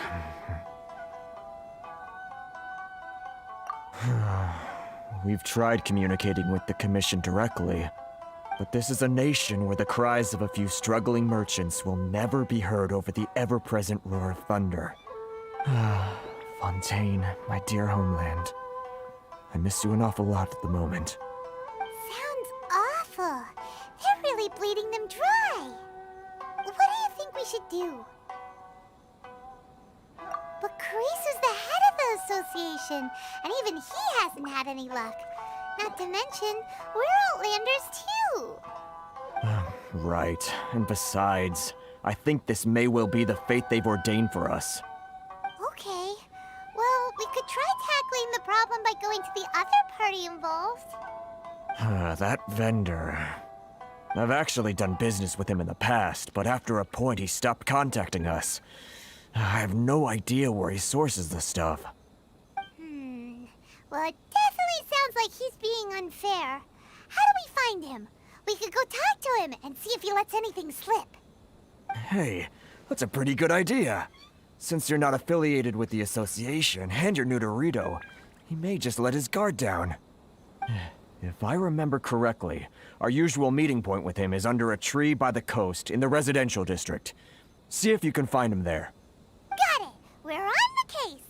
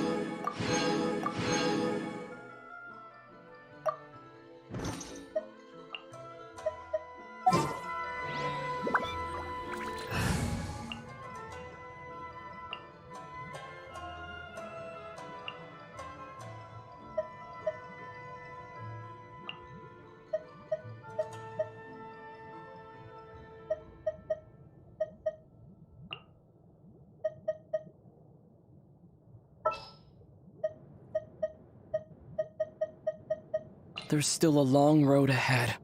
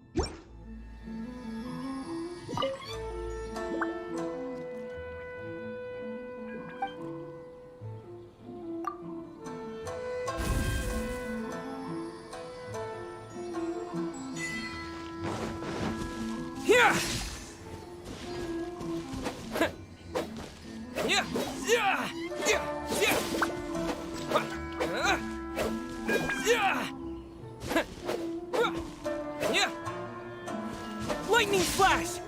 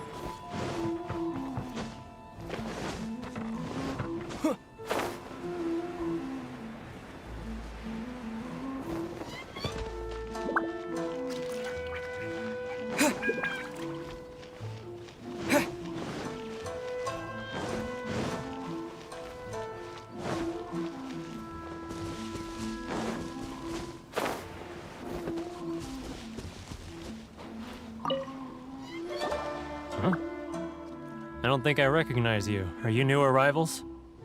So, what do you need with me? The sheer nerve. You don't go around asking questions like that. If I gave you my sources, I might as well hand you the whole darn business. Trade secret, got it?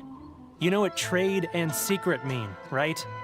This guy's got a bad attitude.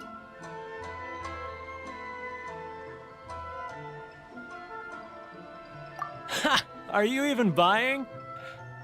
Oh, I see what's going on here. Karisu and his associates sent you here to try and plead their case, didn't they? They're wasting their time. The price is non-negotiable, not by a single Mora. Hey, what's your problem? Get out of here, go on. Tell them they're lucky to be buying from me in the first place, and they ought to be more grateful. If it weren't for me, they'd be in seriously hot water. What are we gonna do? There's no talking to this guy. Good idea. Let's check back in with him.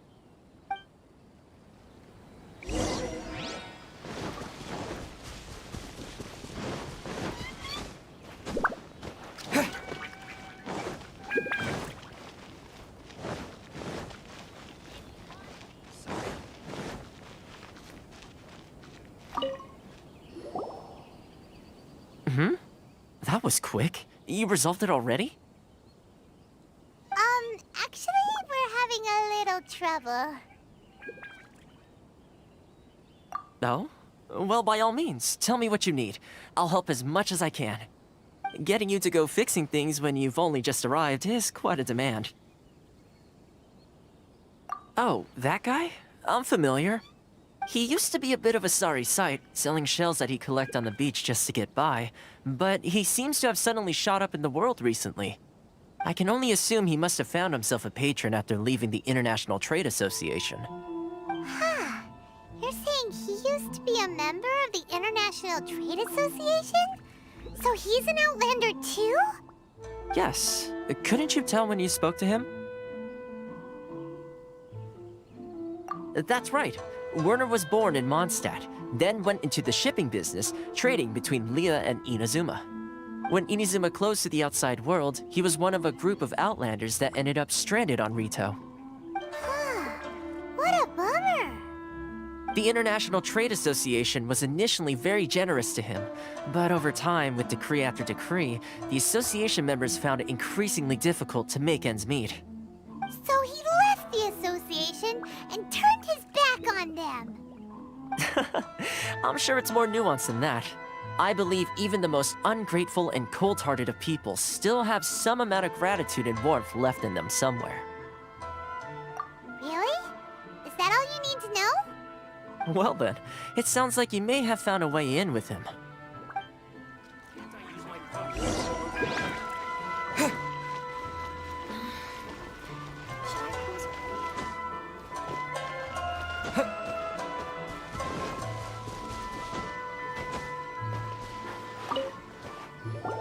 What are you doing back here? Just because I got plenty of time on my hands doesn't mean I want to waste any of it talking to you.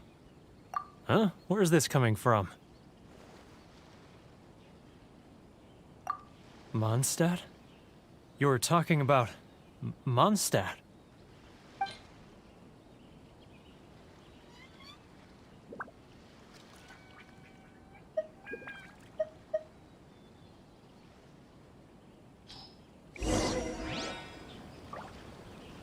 Mondstadt?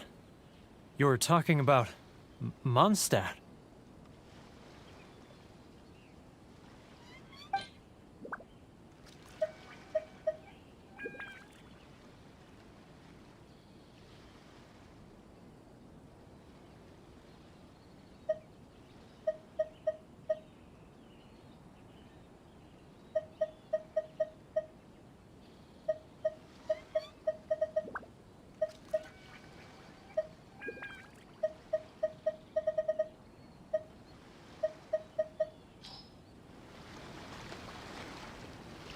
Mondstadt? You were talking about Mondstadt?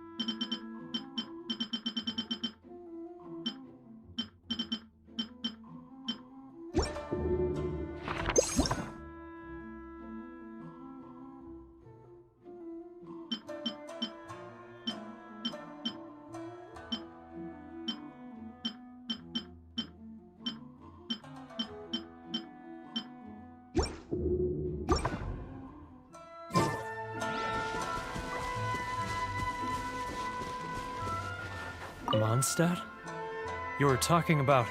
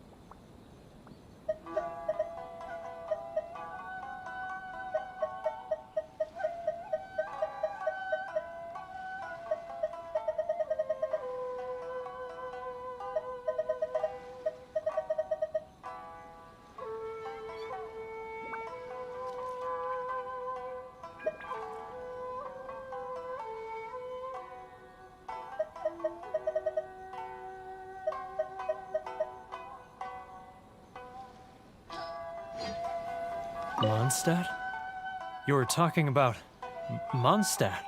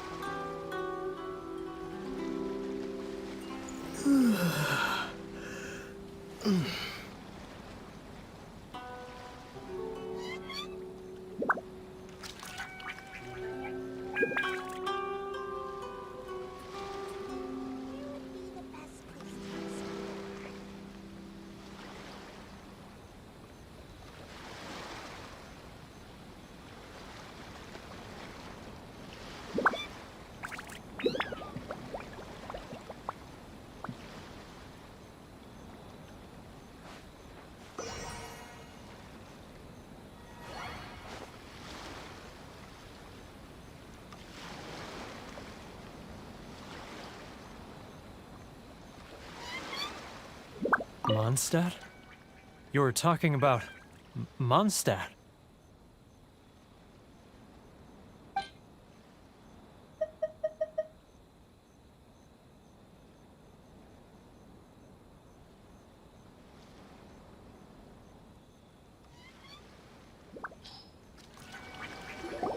Goodness, I can sense it now. So familiar, but I can't remember the last time I was there. The scent of Mondstadt. Oh, how it takes me back. Oh, my hometown, the home of freedom. How I long to go back and visit. It's working! So, Huh? What is this? What are you up to now? Just close your eyes already! You mean the sound of the ocean? Leah Harbor. I can see it so clearly. Oh, and the sound of the waves. The calls of the merchants. Xiao lanterns. I'm right there at the lantern right. Oh, look at them floating up into the sky. This guy has a really active imagination. Either that or he really does miss Liyue Harbor. Liyue.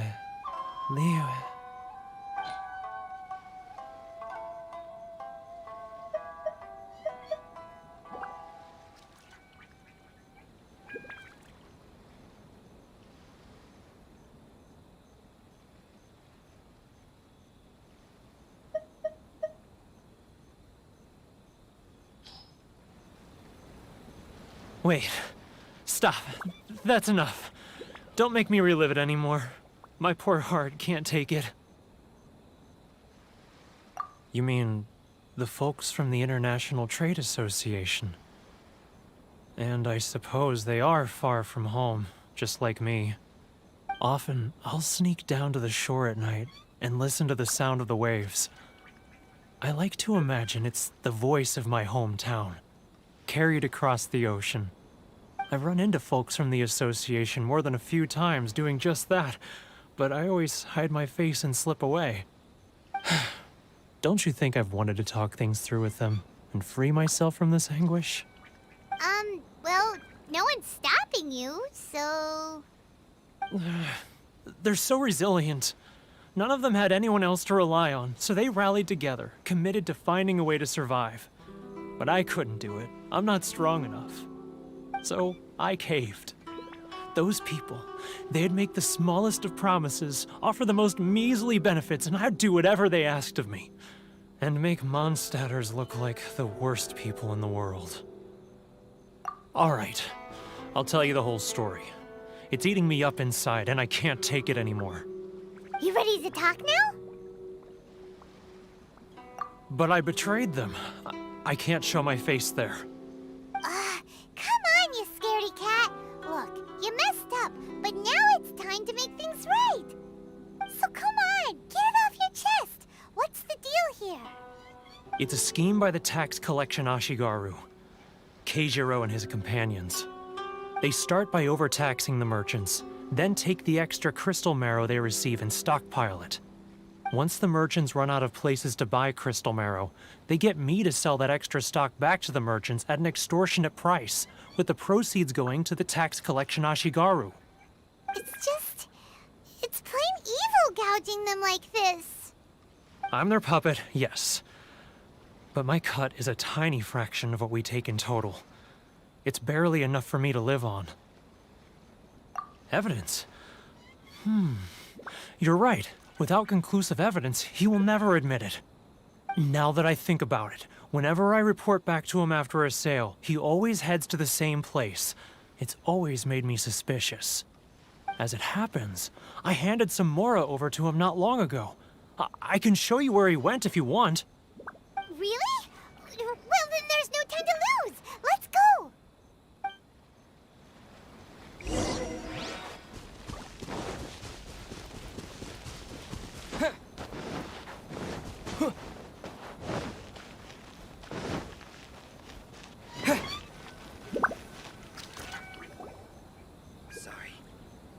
Keijiro! It's him!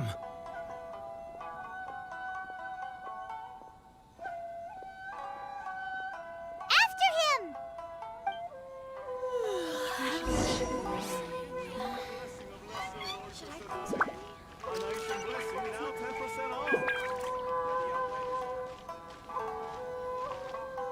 He's getting further and further away! Let's catch up a little. Sorry. I need to think about it.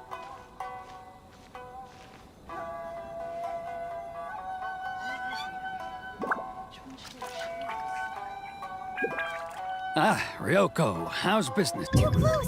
It's too close! He'll notice us for sure! He's getting further and further away! Let's catch up a little. Now, who else is behind on payments? Let me He's getting further and further away! Let's catch up a little.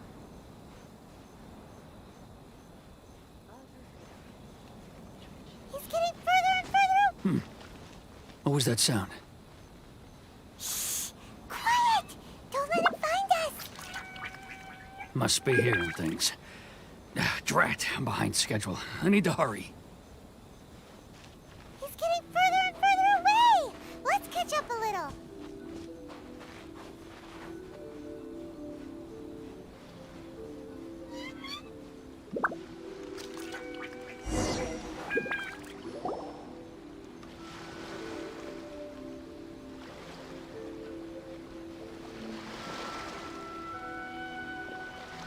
What could he be doing at a place like this?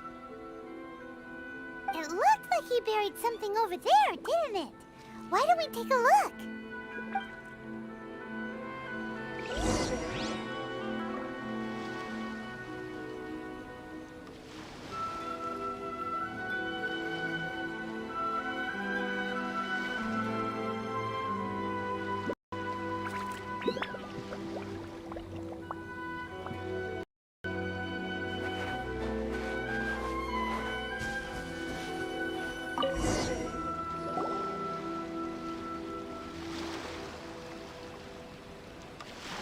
Whoa, it's a ledger. Boring! Hyman thought he'd hidden a big pile of Mora here. Yeah. Let me take a look here. Ah, yes! This is what we're looking for. A clear and complete record of every single transaction, each one proof of his guilt. Great! Well, now we have our hard evidence. Let's go tell Karisu the good news, shall we? I'll say goodbye to you here then. Huh? You aren't gonna come with us? I need a little more time before I'm ready to face the head of the association. I'm sorry. Huh. Poor Werner's a pretty awkward guy, huh?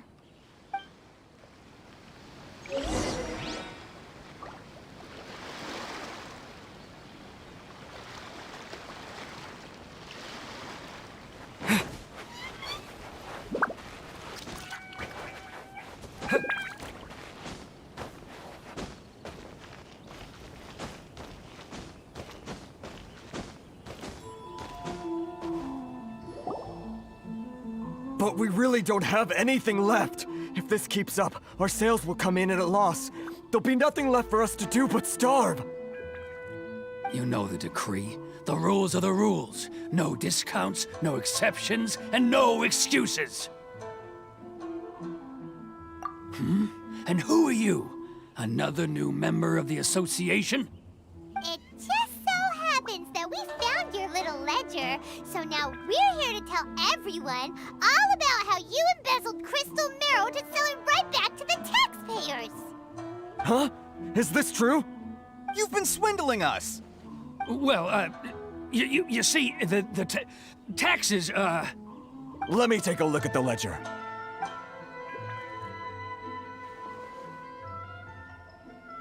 Well, would you look at that?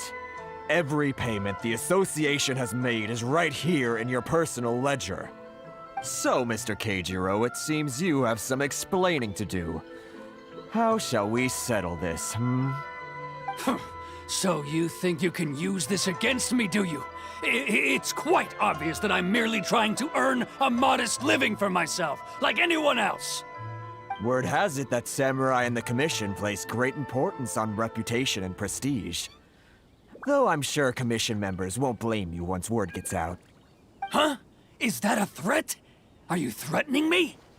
No, not at all. I'm simply stating that it would be quite a pity if an illustrious gentleman such as yourself were to have their reputation tarnished. Well, even if what you say is true, what do you suggest we do about it? I believe you still have a quantity of crystal marrow in your possession, correct?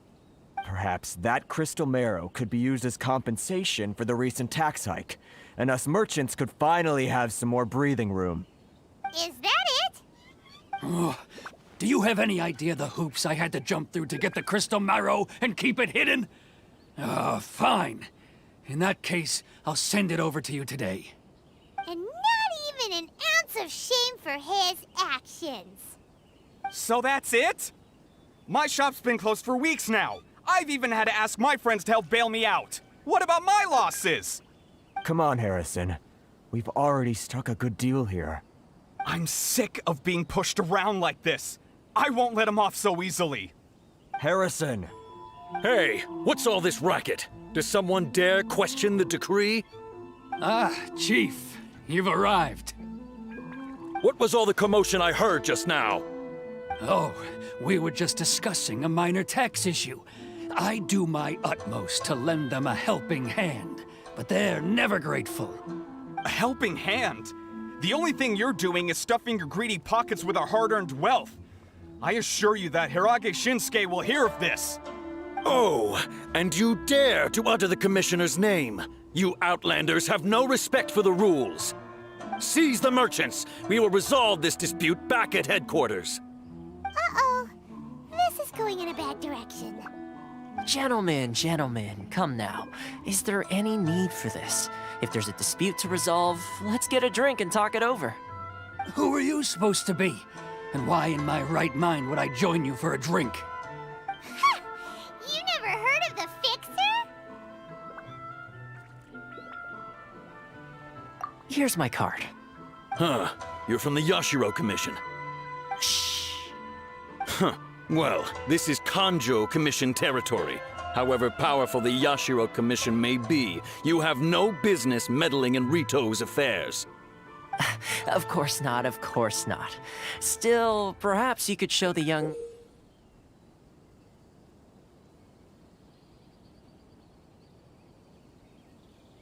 lady of our clan some courtesy. You wouldn't want your name showing up in a petition to the Shogun, would you? That fan, the Shirasagi Himegimi. I don't need any trouble with her. Okay, let's forget all this. It'll give us one less thing to worry about. But, Chief! Enough! We're leaving. Let's get dinner one day soon, gentlemen. My treat, I insist. No response, huh? I suppose that bridge is well and truly burned then. Thank you so much, Toma. But I'm sorry your relationship with the Kanjo Commission had to suffer for our sake. Hey, I was joking. It's a small price to pay, and you're more than welcome. If there's anyone you should be thanking, it's the Traveler. He's the one who found a way to turn things around. If nothing else, I'm sure the tax collection Ashigaru will tread a little more carefully in the future. Toma, what was all that? Shh, not here. Too many people listening. Let's move somewhere else.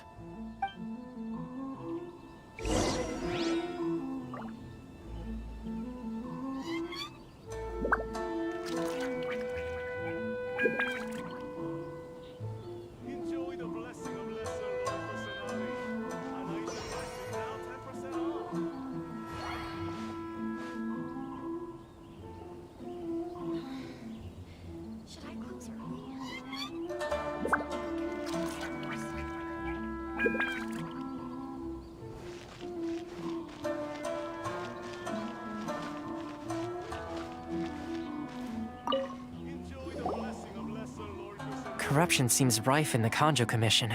They truly are rotten to the core.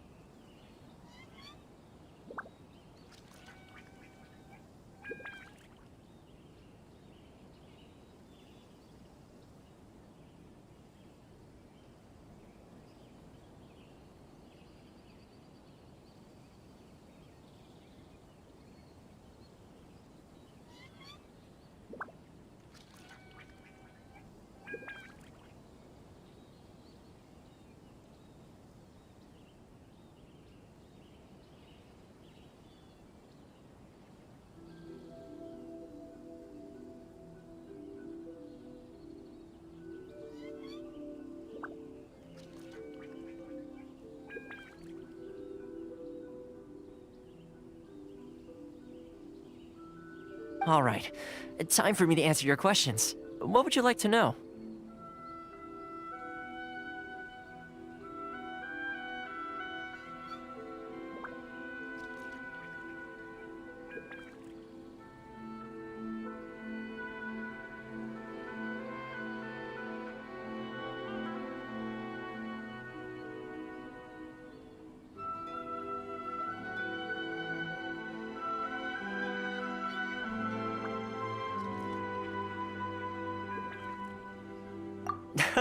Straight to the point.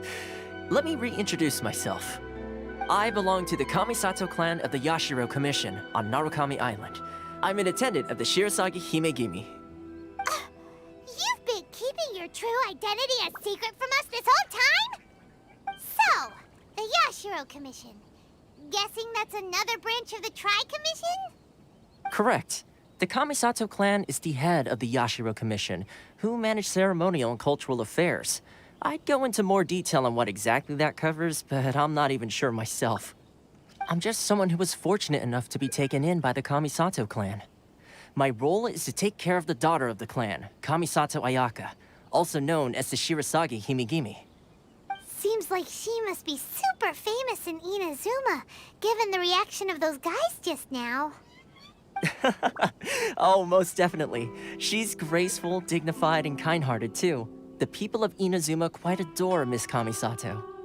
Her fame even somewhat eclipses that of her older brother, Kamisato Ayato, despite the fact that he's the current head of the clan. I suppose those who treat others with compassion earn themselves the same treatment in return. Miss Kamisato's situation certainly seems to attest to that.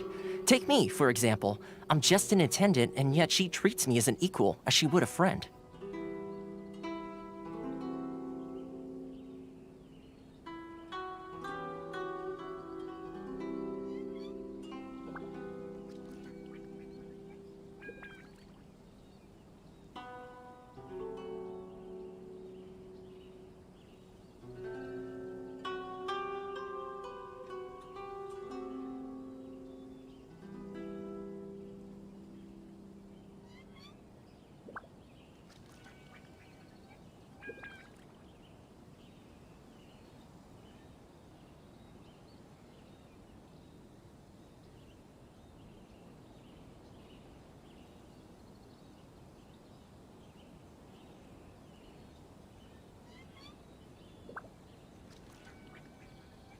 You're asking the right questions. And to be honest, I don't want to keep you in the dark any more than is necessary.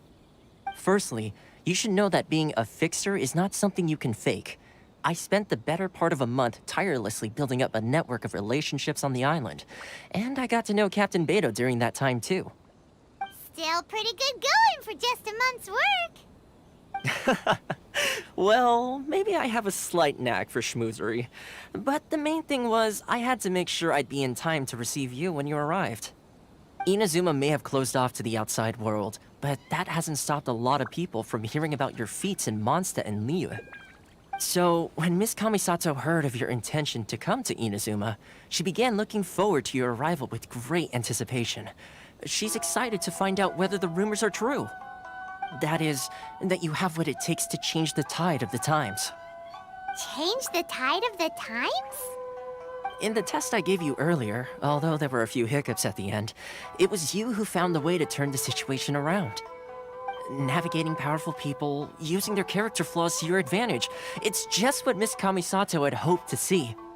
With your help, even the Vision Hunt decree...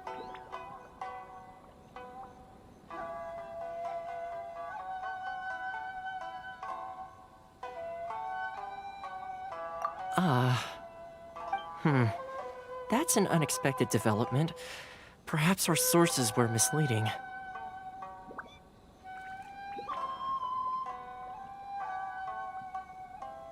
Yes, of course.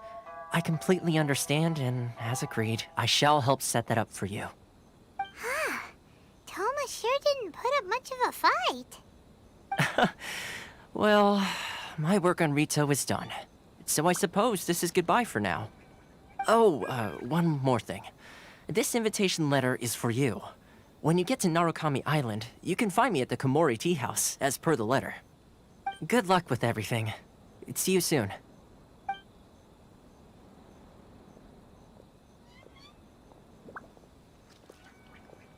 Toma's not such a bad guy, huh? We should get going.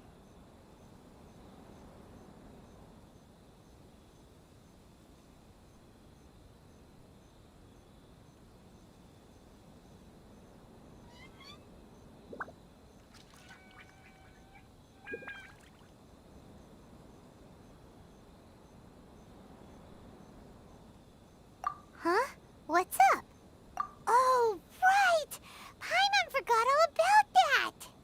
Wait, so did Toma forget that too? Oh, darn it! No wonder he was so matter-of-fact about the whole thing! As soon as we get off Ritu, Paimon's going straight to Komori Tea House to settle the score! Well, guess we should give it a try. Let's head to the border and see how far we get.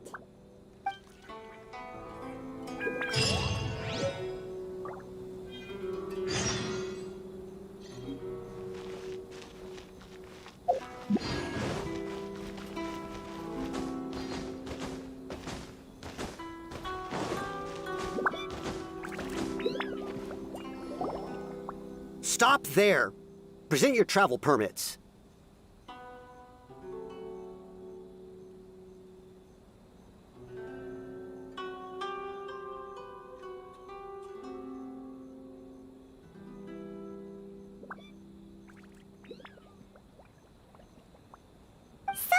But we really gotta get to Narukami Island. It's kinda urgent. If you don't have a travel permit, this is as far as you'll get. Those are the rules. As expected. Traveler, you gotta think of something. How do we get out of Rito?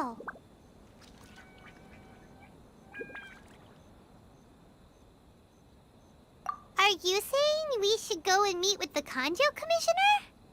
Guess it can't hurt to try. Even if Paimon has a few choice words to say about his subordinates. Who knows? Maybe he's our biggest fan.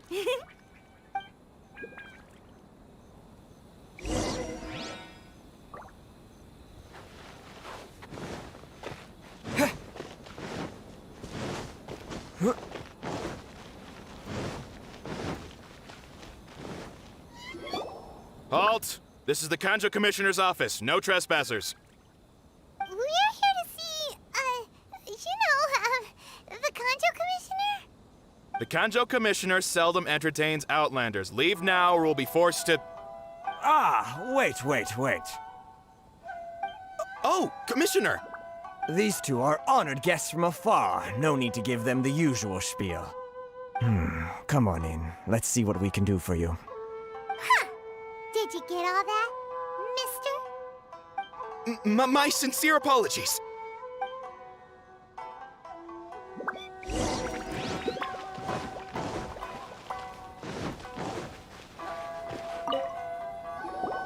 I am Hiragi Shinsuke, Kanjo Commissioner and head of the... Nice to meet you, sir. So, the reason we wanted to come and see you was because... All right, all in good time. Two travelers renowned far and wide have shown up to see me, and I should very much like to make their acquaintance. Let's not limit this to business only. So what you're saying is, we really are pretty famous, huh? Absolutely. How many other people in the world have what it takes to knock the wind out of Storm Terror's sails and put the Overlord of the Vortex back under the sea, eh? Exactly! Paimon thinks you make an excellent point. And I hear you also foiled a Fatui plot in Liyue Harbor. Even beat one of their harbingers in a duel. Is that true? Whoa, you heard about that too? Yep, it's true, all right. As I thought. Something wrong? No. I'm simply awestruck by you both is all. Rito is greatly honored to have you visit us. One other thing I heard about you is your great zeal for helping other people. This makes me wonder whether you might be so kind as to render your assistance to the Kanjo Commission. Oh, sure, no problem. Whatever you need, right? Excellent. Well then, you must know the Qingxian. A flower grows on the mountaintops of Liyue. Yep, we've picked a few of those before. So, you want us to go back to Liyue? Yes, bring me 300 Qingxian, would you? Freshly picked, I mean. Did Paimon hear that wrong? Too much trouble, is it? I see. Then how about this? We have a few items that need delivering. Perhaps you can help with that? That sounds much more like it. 709 letters to be precise. Hey, what gives? How come you don't have people to do that already? Terribly sorry. We're just a little short on people lately. What sort of an explanation is that? Traveler, what are we going to do? Should we really help this guy?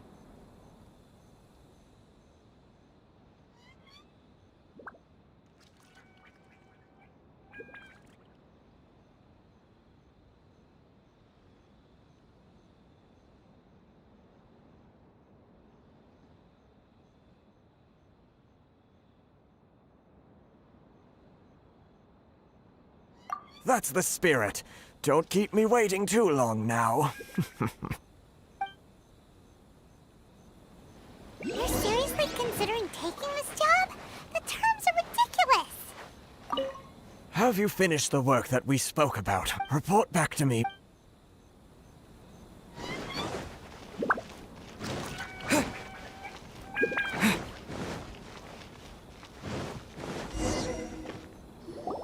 Halt, you two!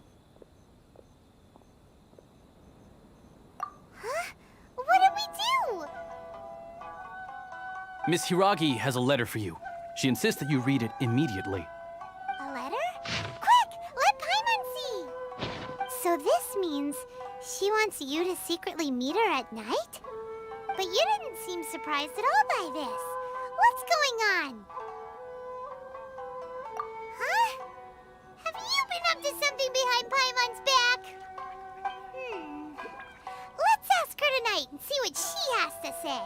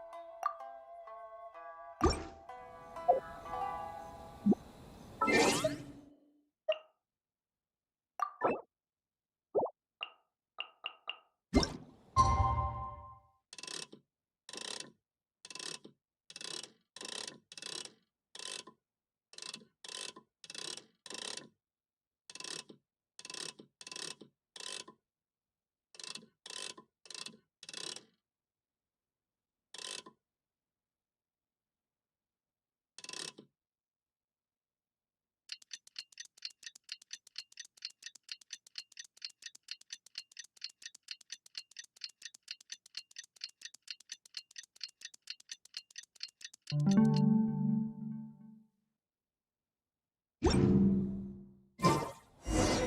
and proof of identification ready.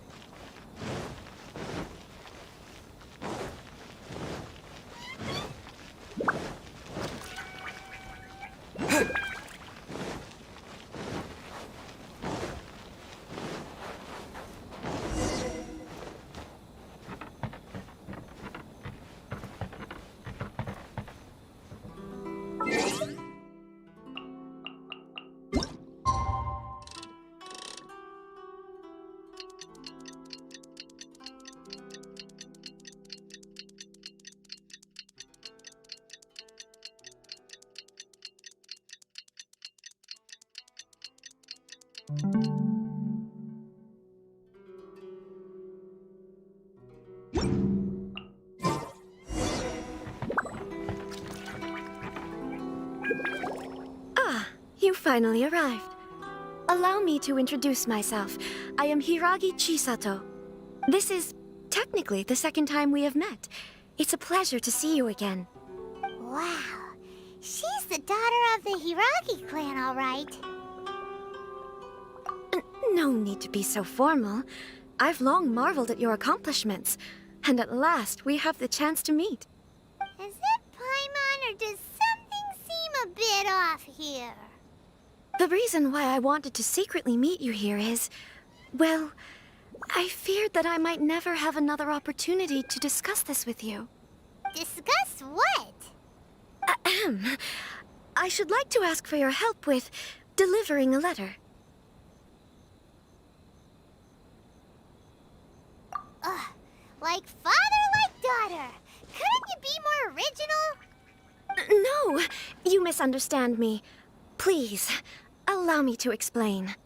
I was hoping that you could deliver a letter to Narukami Island in my stead. It is to be given to Kujo Kamachi of the Tenryou Commission. My father has always forbidden me from communicating with him. He knows that there are prospects for my marriage that would better serve him politically. But my heart is with Kamaji. There is no one who would dare defy my father's will on Rito, but you are Outlanders. Outlanders seeking to get to Narukami Island. It would be regrettable to let such an opportunity pass. Oh, Paimon gets the whole picture now. Of course, in doing so, I will also do everything in my power to help you leave Rito. That is my promise.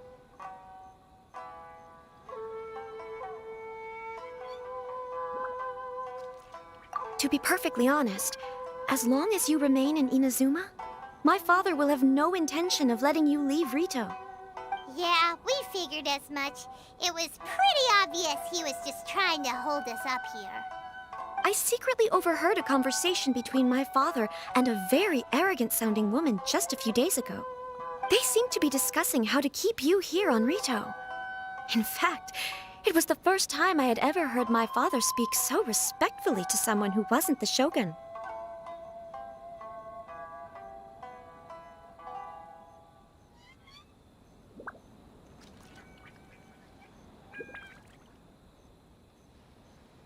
We don't have much time. I'll tell you my plans to help you off the island. It just so happens that a shipment of goods is... Very well. I'll be waiting for you at the border. I'm counting on you to deliver my letter.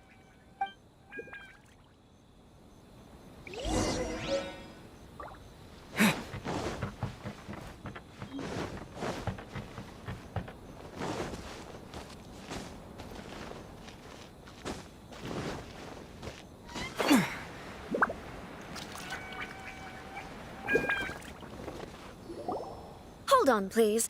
These goods are being sent to Watatsumi Island? My lady, this is an unexpected honor. You are correct. These goods have been repeatedly requested by the Kanjo Commissioner.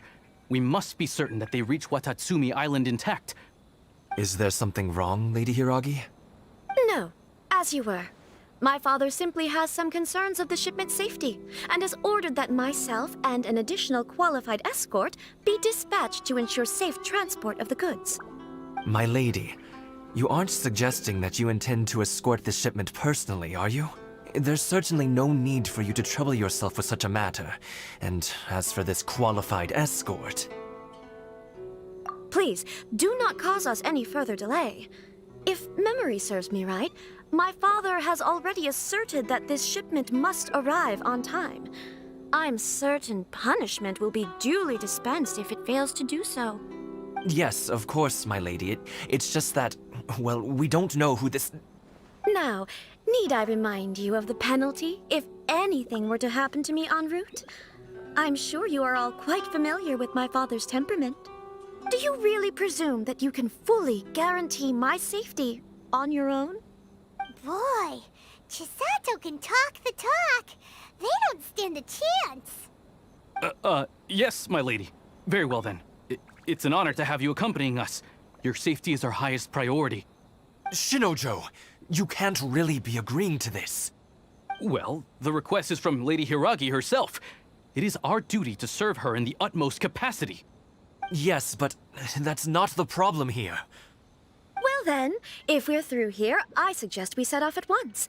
Dawdling will only allow potential thieves more time to prepare, no? Yes, my lady. You heard her. There's no time to lose. Narukami Island is up ahead. You cannot pass without a permit. Take this!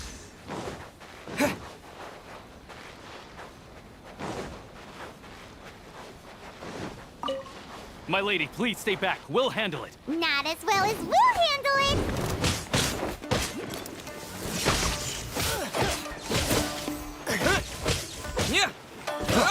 Freeze! Freeze! You're open! Goba, get them! Go, Barbara, touch! That's the wrong test subject.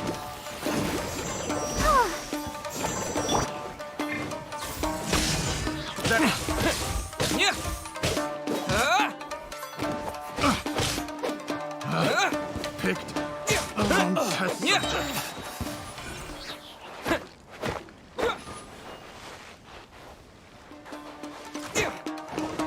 Lightning slash!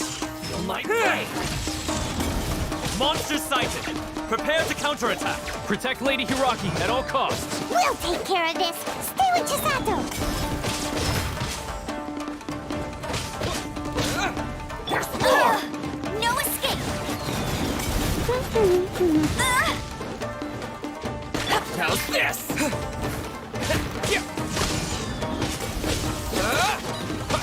To the ferry.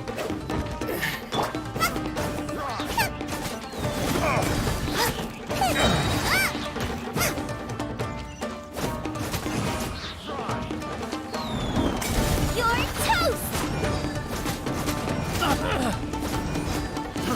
Fry! Out of the frying pan, into the fire. Picked the wrong test subject.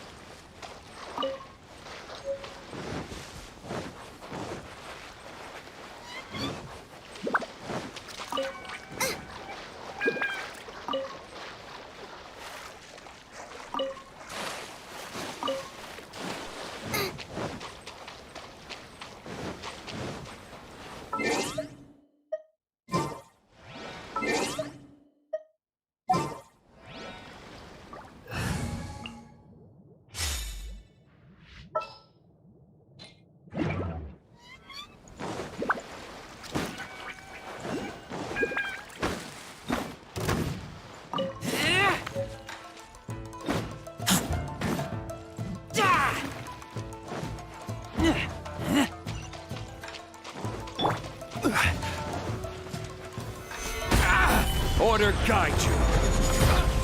You're open. Ready, steady, go! Strength will suffice. Evil conquering. Worthless. Here. Worthless.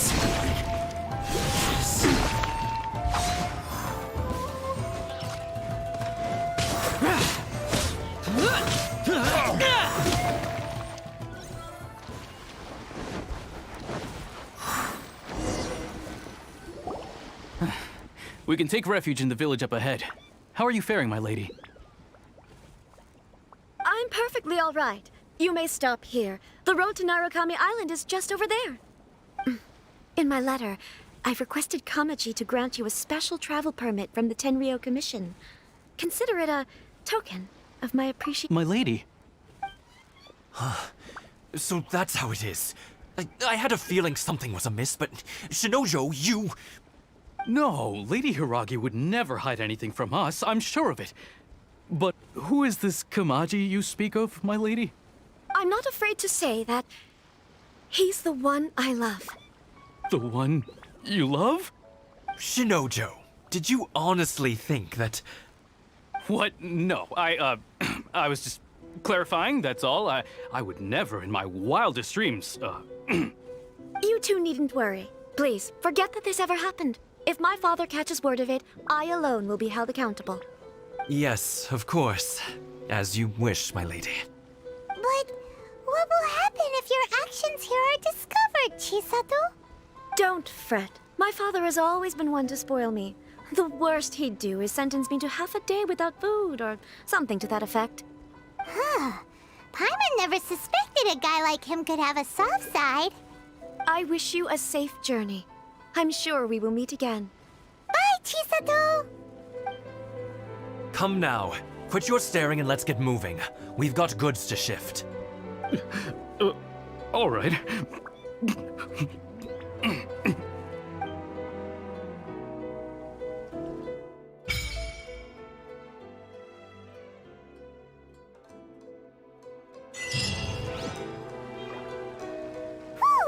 We're finally on our own way again. I suppose it's time we find Toma. Now, where did he say he would meet us again? Oh, right! Komori Tea House!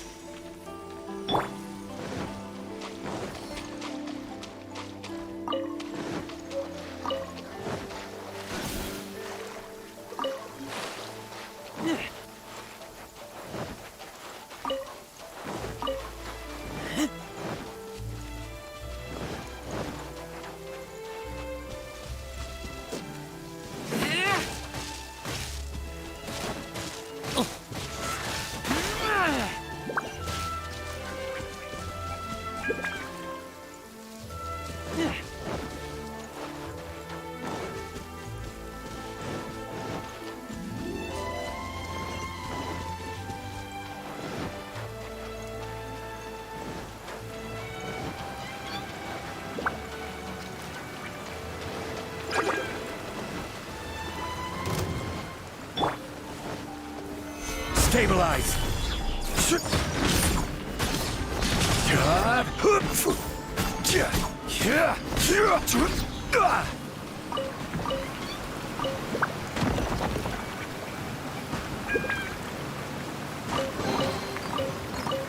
Unsolicited, and all the more valuable for it.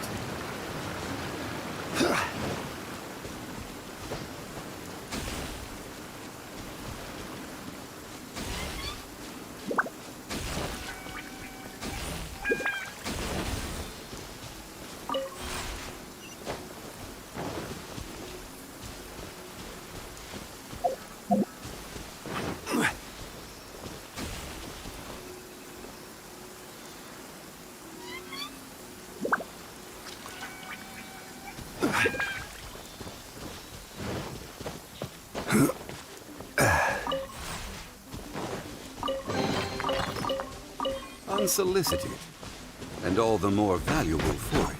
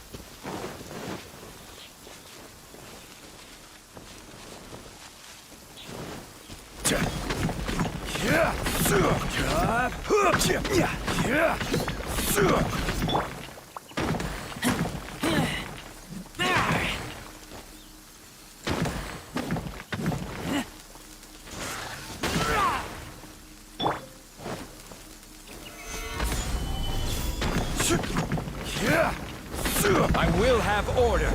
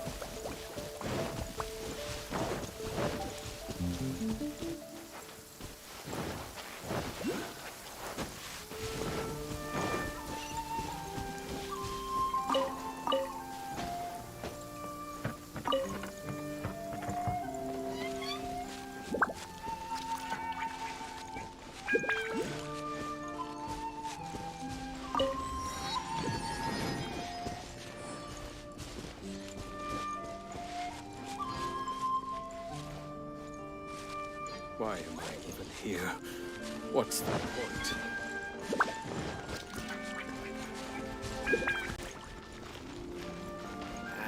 Leave the future for future generations to worry about.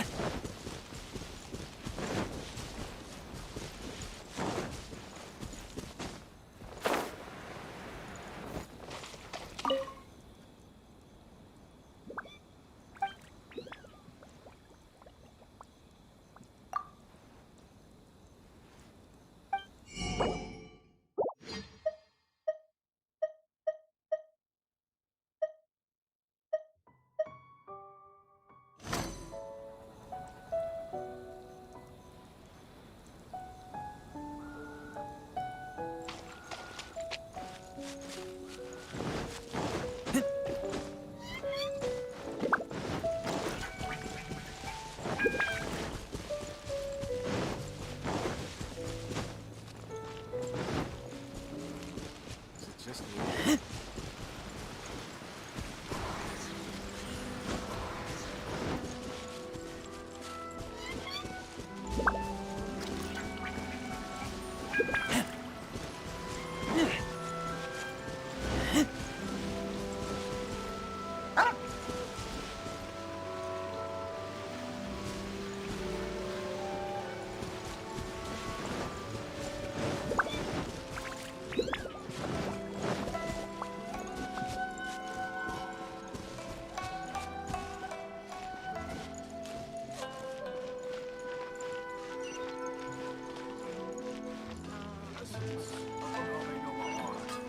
Is to have the patience to know.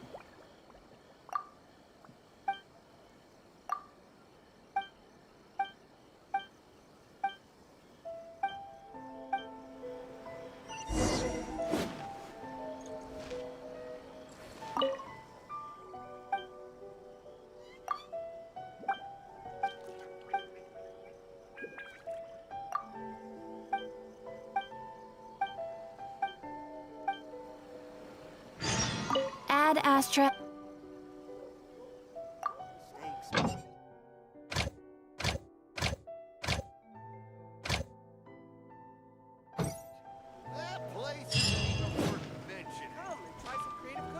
Ad Astra Abyssos.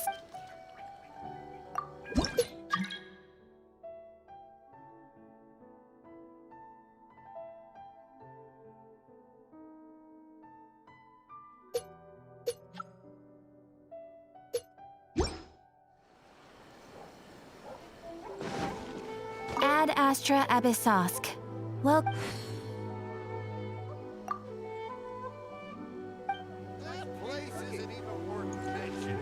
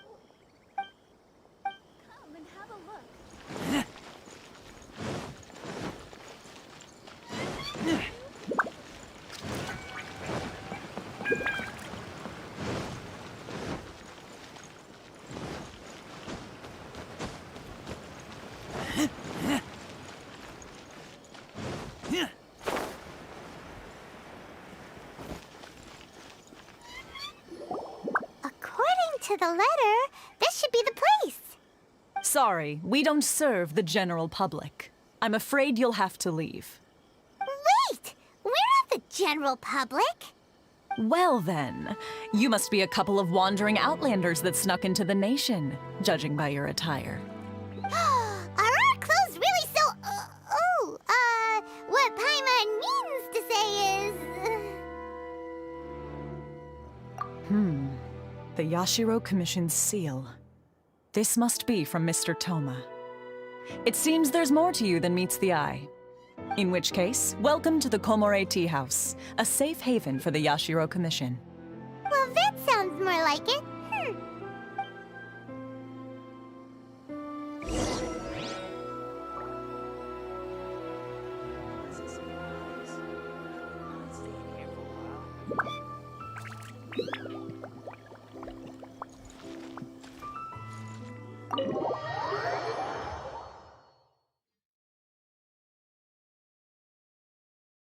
Maybe we can go talk to Beto. Well, surely she's gotta know something. Where's Toma? Paimon doesn't see him anywhere. Do you think he forgot his promise to meet us? Who forgot their promise? I was beginning to think you'd forgotten about me. What? Is that dog talking to us? Relax, no need to look so surprised. I take it this is the first time you've seen me in this form?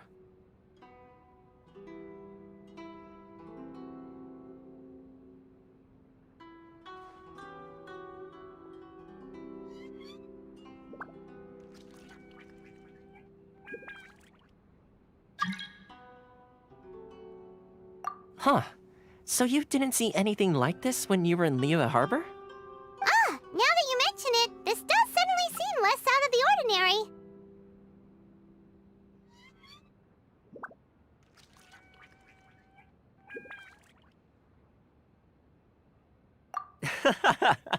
All right. I've had my fun. Hey! You're this close to getting an ugly nickname, mister! Well, I've had some time to kill, given that I've been waiting here for you for so long, as was the case in Rito. So I came up with this little fun greeting for when you arrived. But in all seriousness, I would like to apologize about that little test you went through earlier, though it was quite necessary. It helped us determine whether or not to bring you before Miss Kamisato, and whether you had the courage to face the lightning alongside us. Don't think that Paimon's gonna forgive you just because you're getting all serious now. Sorry, did I overdo it? My apologies.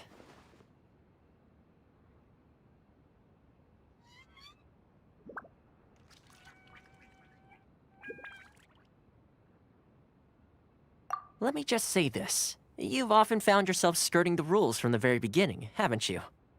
Naturally, this is due to your unwavering and resolute determination. A long time ago, we had a friend who was much the same, but when the lightning struck...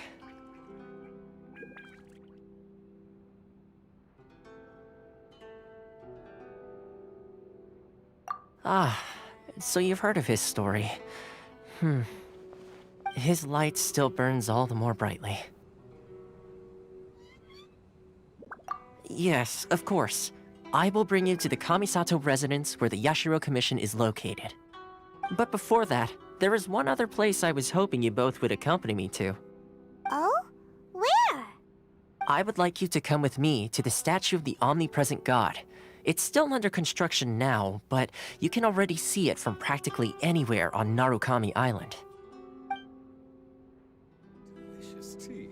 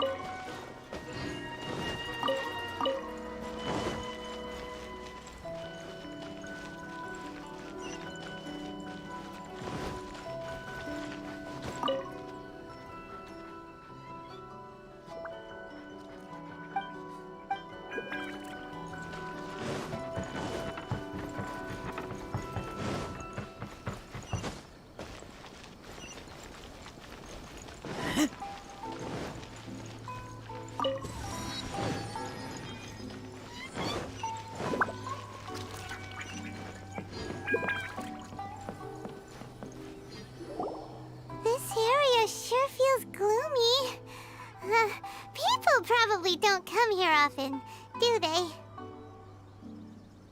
Huh? Are Paimon's eyes playing tricks?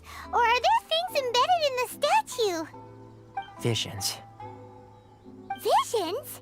You mean all the visions that are collected from the Vision Hunt decree are put into this statue? So you've already heard of the Vision Hunt decree. Before I try to explain, I should perhaps remind you first that Mondstadt is the city of freedom, and Liyue is the city of contracts. As for Inazuma, it's known as the Nation of Eternity. The Raiden Shogun is both the nation's most powerful ruler and its deity.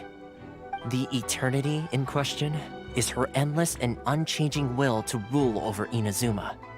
As such, she relies on the Tri-Commission to regulate the nation's affairs and the Sakoku Decree to limit the people's movement. The Shogun wishes to keep Inazuma in stasis, allowing the stream of time to flow from one end to the other without disturbing it for all time. Seems like every god has their own will. Of course, this is my own limited understanding.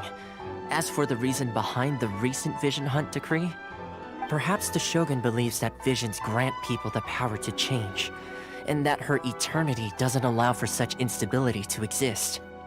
Whatever the case, the fact is that the Raiden Shogun has dispatched the Tenryo Commission to scour the nation for visions, embedding each one in this statue. And this statue of the omnipresent god can be seen as Inazuma's symbol of eternity.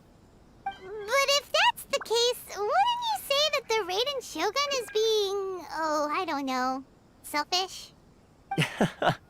Only outlanders such as yourselves would ever dare speak out so directly against the Raiden Shogun.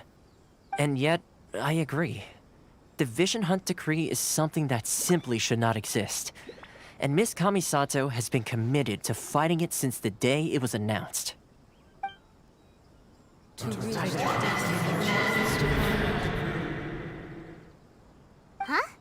Hey, are you okay? You look like your mind is elsewhere. Sound? What sound? I didn't hear anything. Did something happen? Yeah, you touched the statue, and then what? Aspirations? That would seem to confirm the saying. Have you heard it before? That when a person's ambition reaches a certain strength, the gods look upon them with favor. That is where visions come from. In other words, a person's vision represents their ambition. So if what you just said is true, then the ambitions of these people are stronger than I imagined.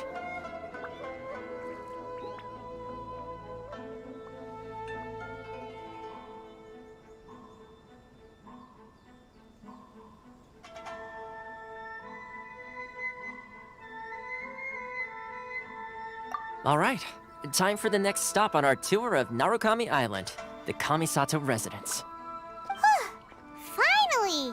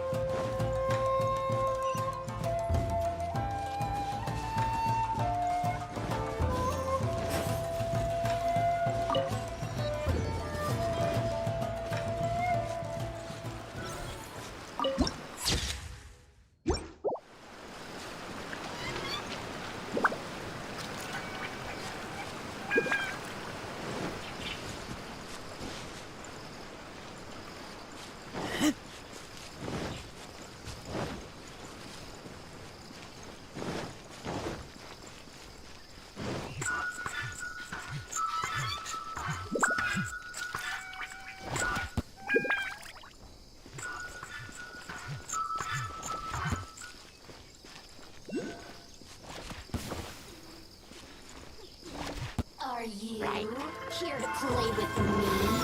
The more, the merrier.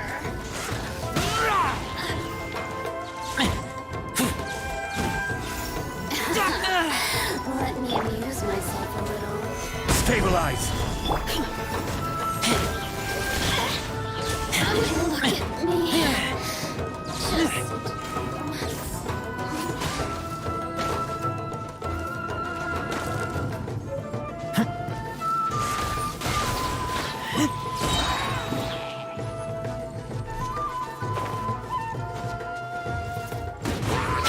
Just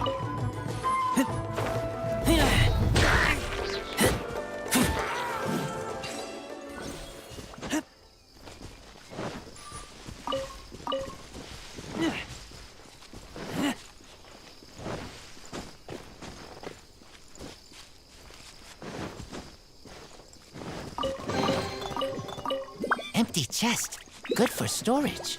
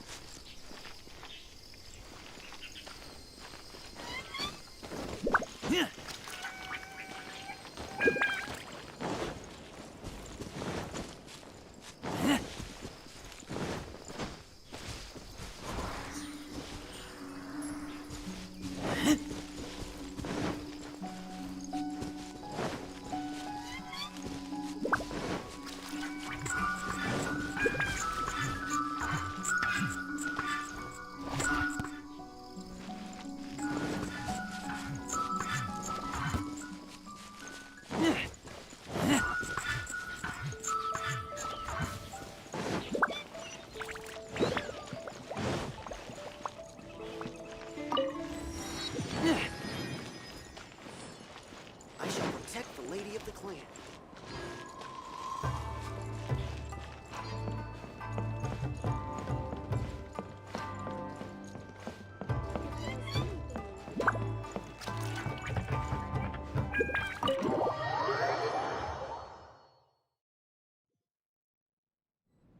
So, this is the kind of place where the big shots of Inazuma live, huh? Welcome at last to the Kamisato residence, honored guests. Miss Kamisato is delighted to finally meet you. Is this the Shirazage Himegimi you keep going on about? So, where's she at? Oh, behind the screen? Yes. As the daughter of the Yashiro Commission, this is how Miss Kamisato is accustomed to receiving guests. Consider it a time-honored tradition within the Yashiro Commission. Forgive me if this is an unwelcome surprise.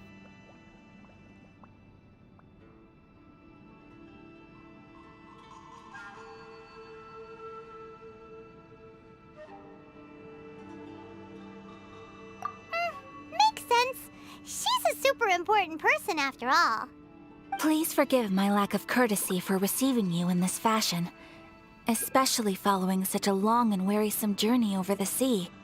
I have awaited your arrival with great anticipation, and Toma assures me that you do indeed possess the power to change the tide of the times. At present in Inazuma, in the name of the Vision Hunt Decree, the people's aspirations are being senselessly trampled underfoot.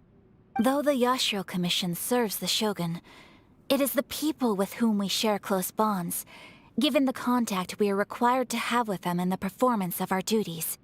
A commission's power rises and falls with the trust of their people. Thus, we cannot remain indifferent to this situation without also remaining indifferent to our own fate. Traveler, lend us your power, and we can...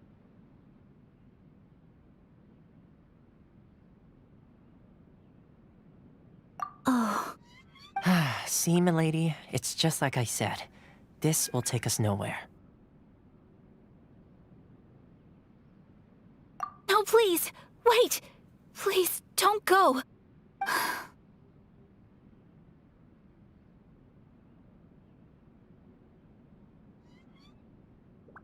I will introduce you to the Raiden Shogun on one condition. You must fulfill 3 small wishes on my behalf. What are your wishes? They pertain to 3 whose visions were taken from them. Perhaps once you've met them, you will understand.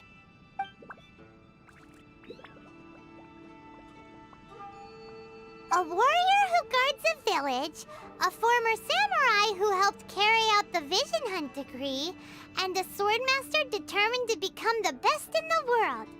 Does Paimon got that right? Correct. Please do all you can to help them. Then you have my gratitude. I'm sure you'll do great.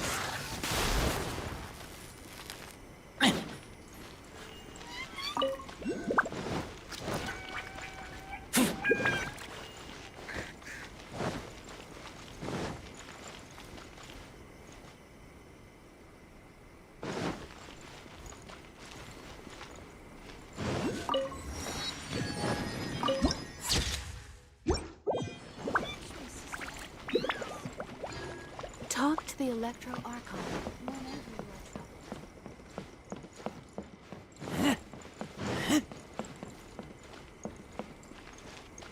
the protection of the Electro Archon, may the blossoms of the sacred Sakura See that he stays safe.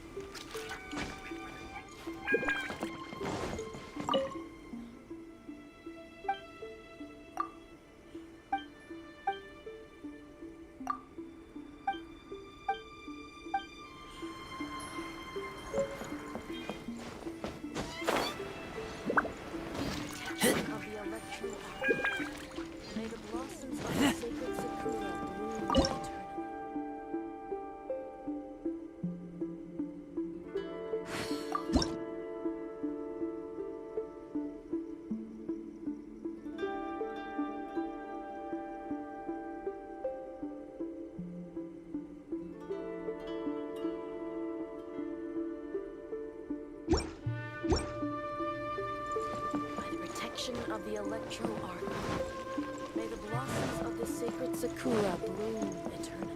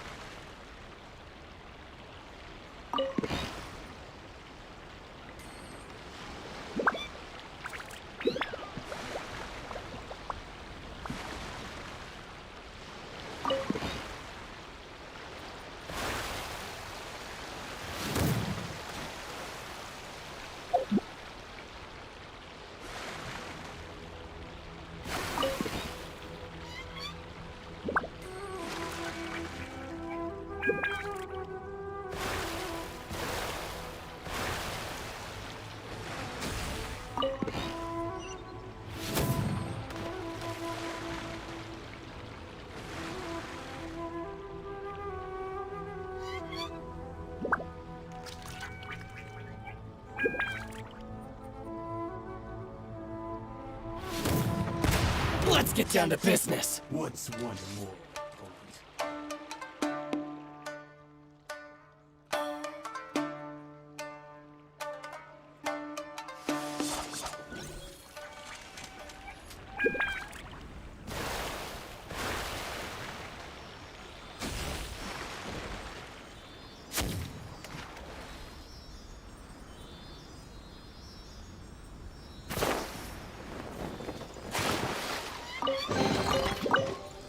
These things useful?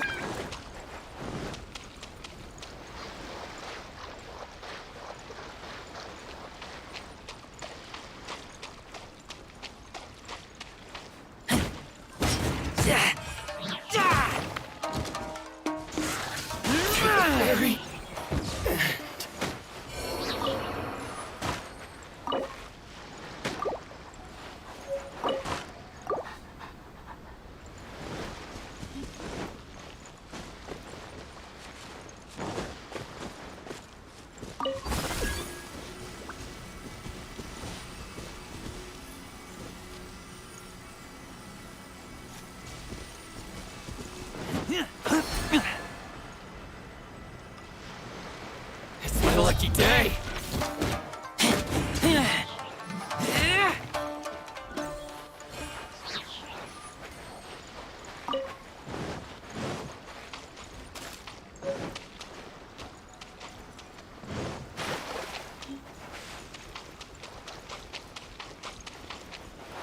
Let's get down to business. Boom!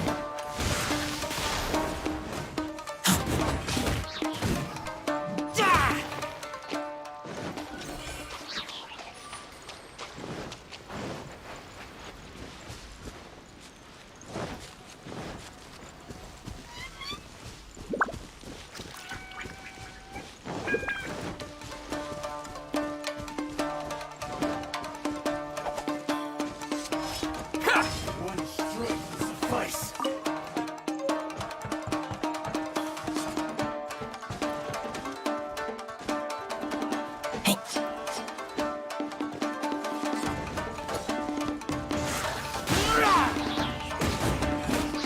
To the ferry. Finally, These things useful? Let's get down to business.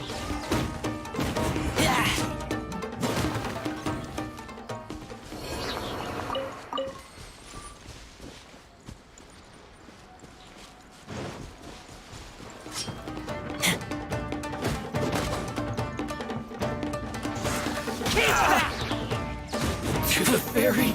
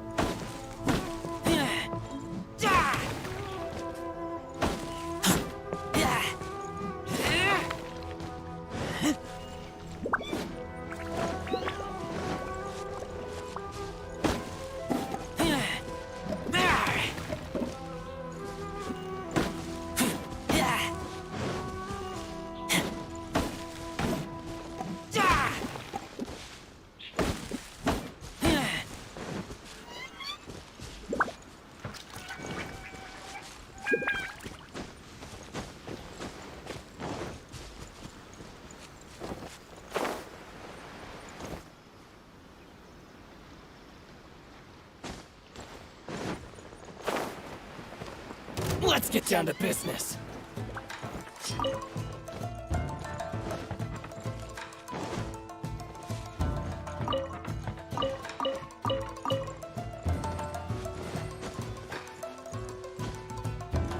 There's more!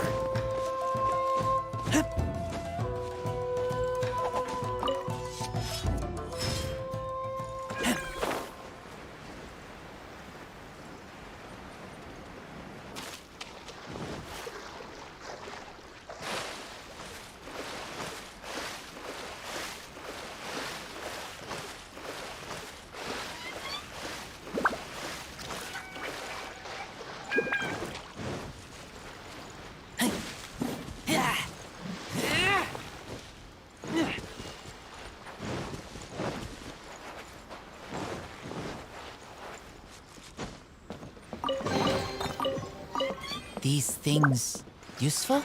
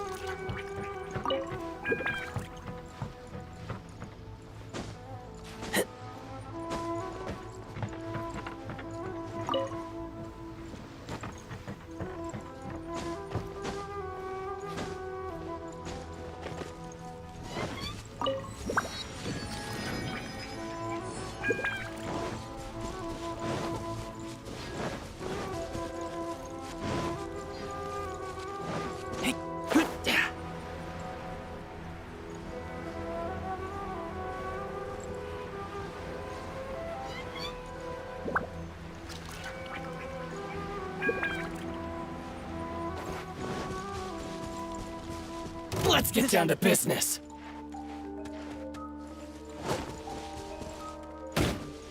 Boom! There's more! Finally, No.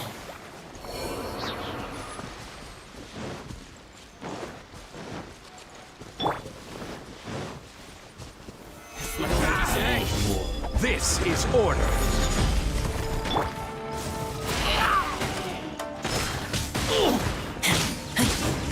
Good fairy. Finally, to the ferry.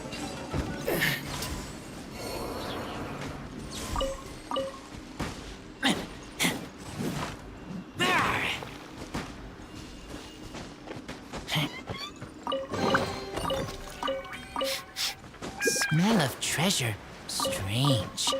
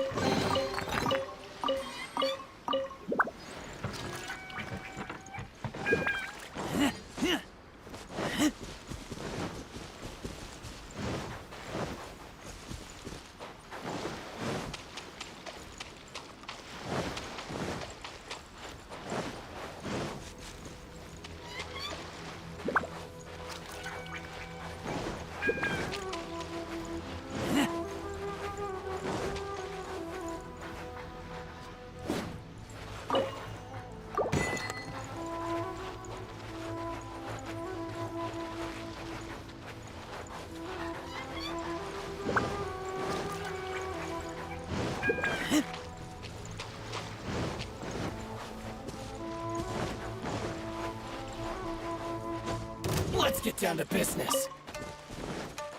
How's this?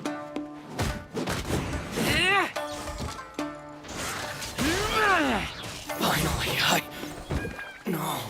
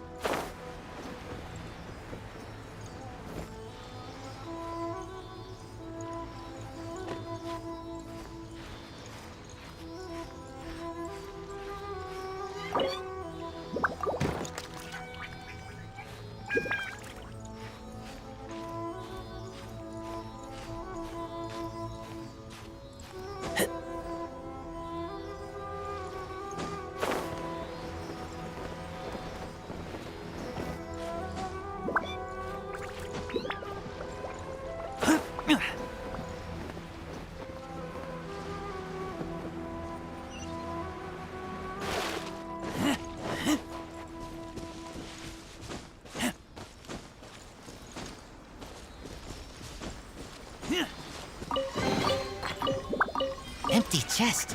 Good for storage.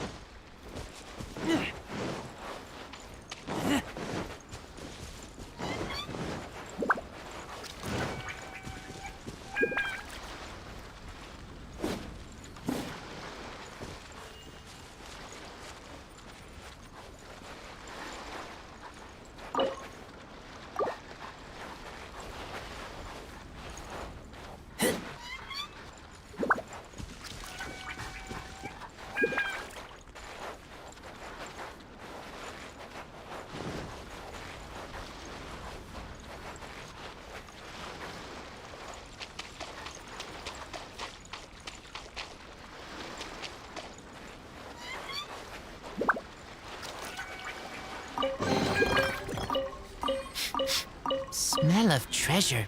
Strange.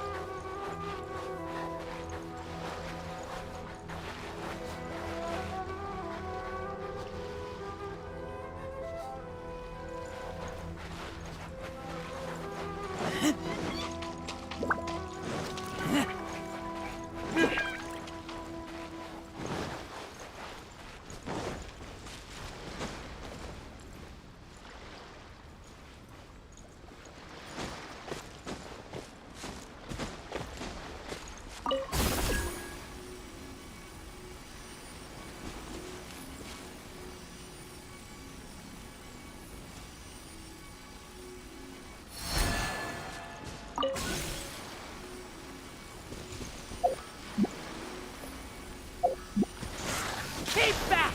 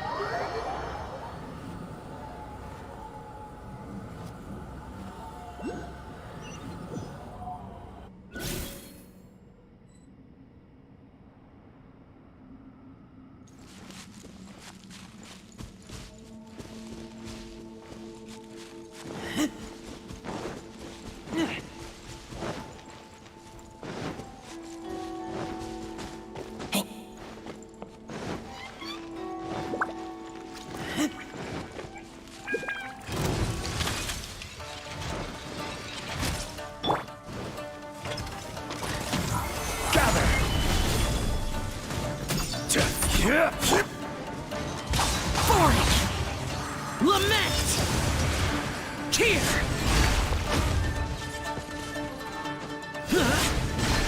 Cheer! Worthless!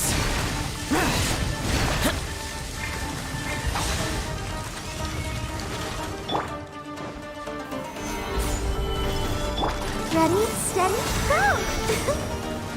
I'll protect us. Oh. Yeah. Huh. Huh. Yeah. Oh.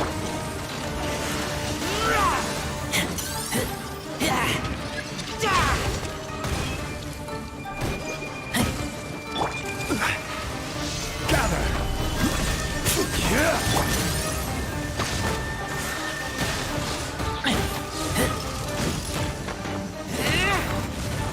I will have order. Solidify.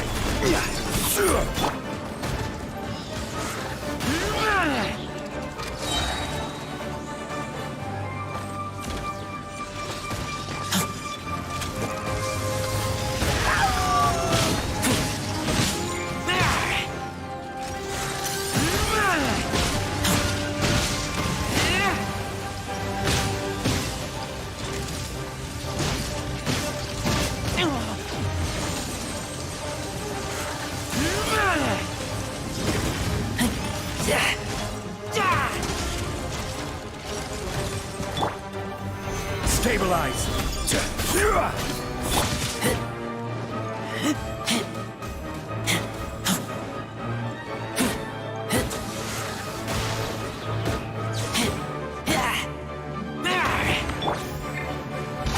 Useless! Stabilize.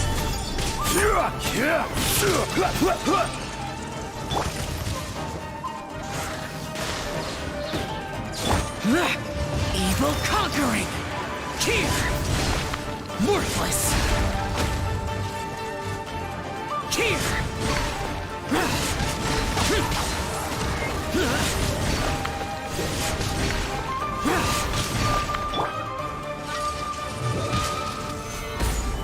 This is order.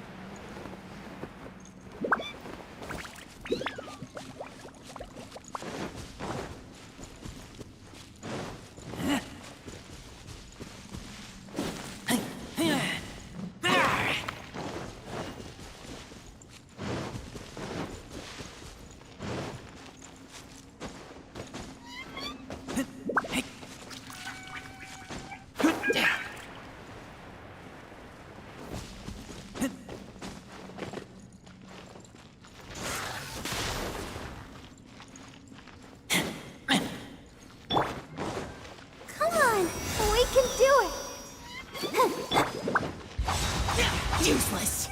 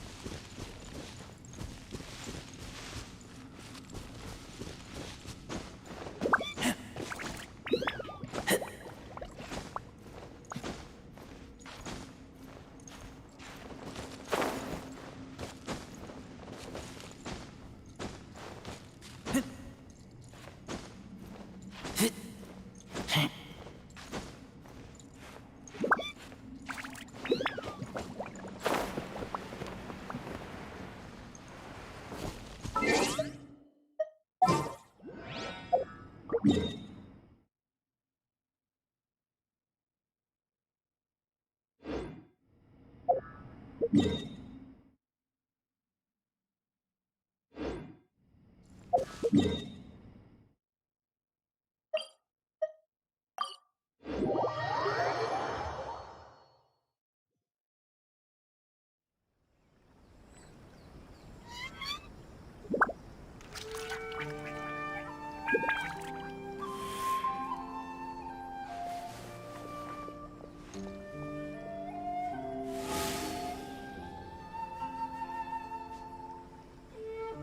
day, I'll be as great as Ryuji.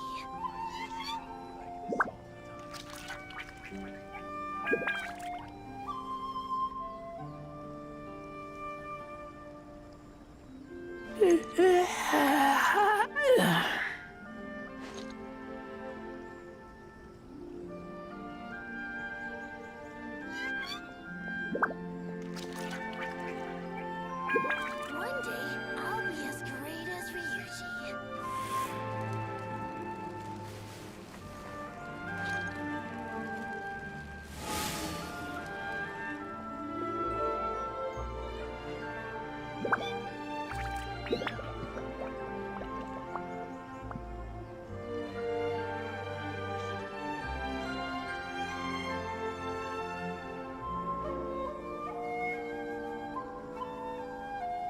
One day, I'll be as great as Ryuji. I'm hungry. Let's hunt.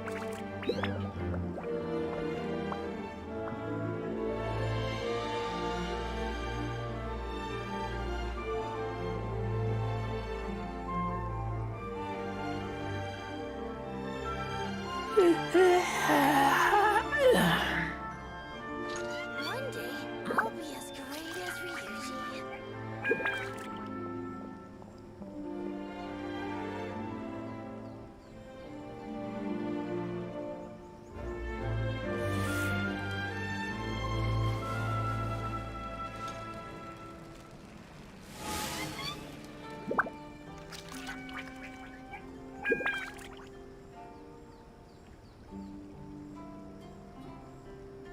One day, I'll be as great as Ryuji.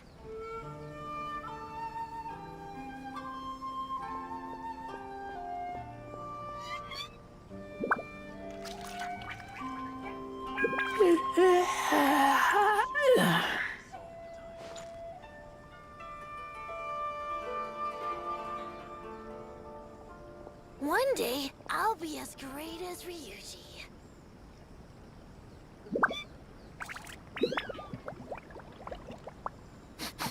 I smell rabbit.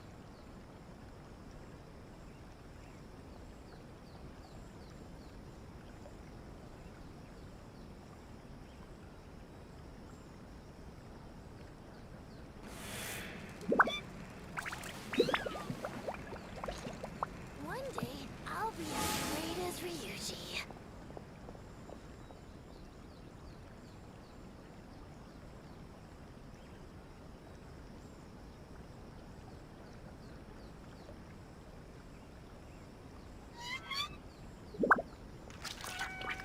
I keep watch.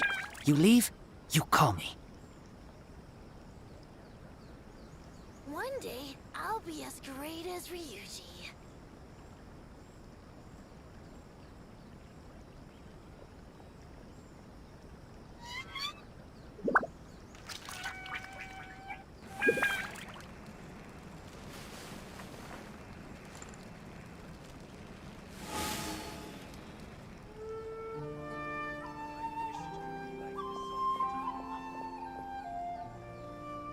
One day, I'll be as great as Ryuji.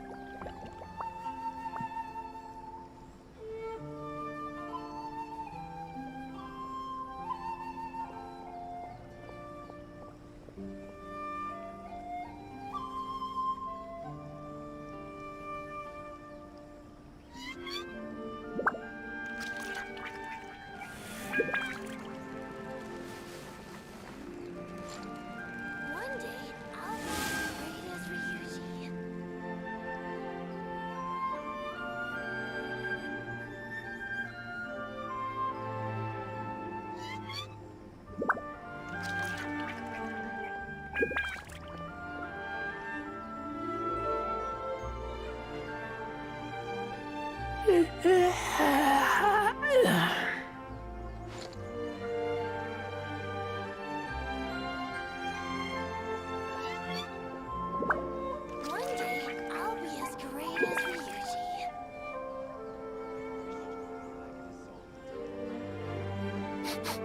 I smell rabbit.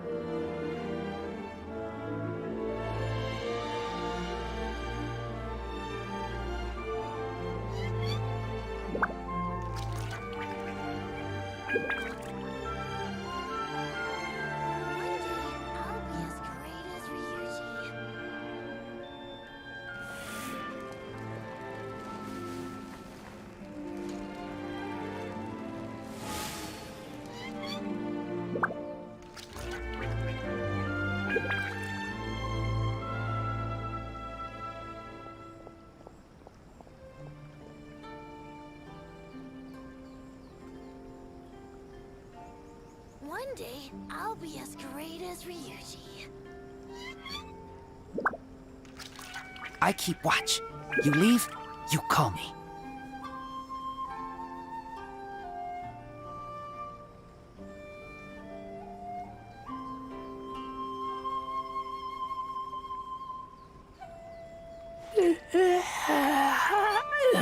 One day, I'll be as great as Ryuji.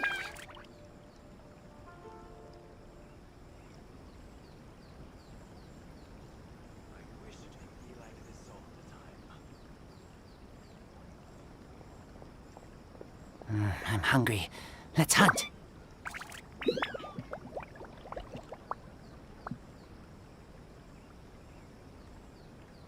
One day, I'll be as great as Ryuji.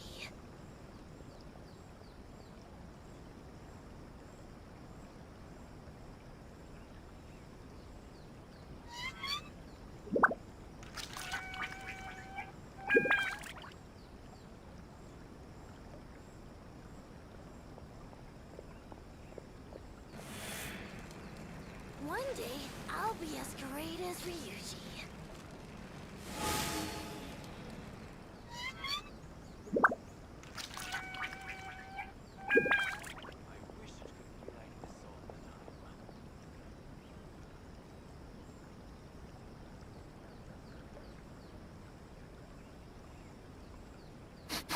I smell rabbit.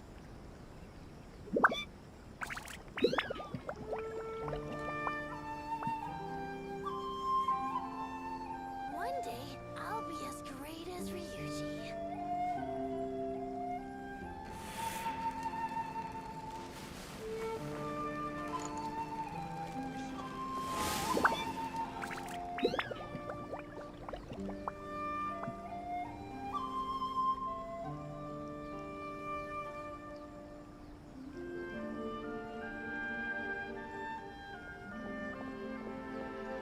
One day, I'll be as great as Ryuji.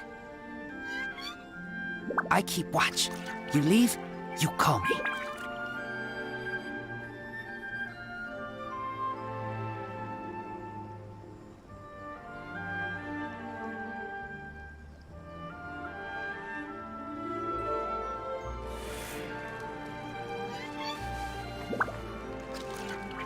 One day, I'll be as great as Ryuji.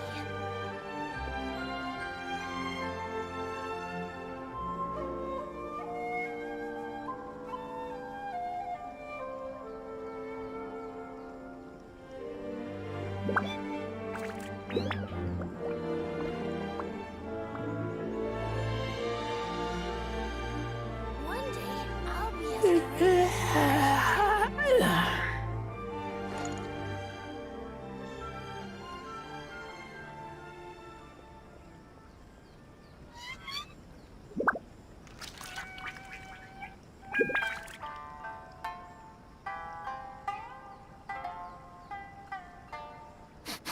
I smell rabbit.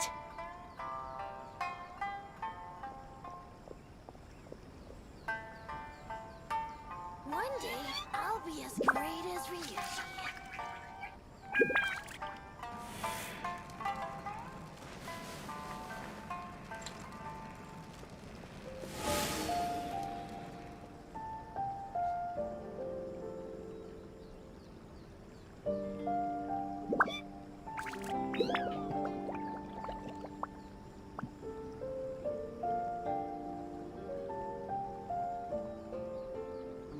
I'm hungry.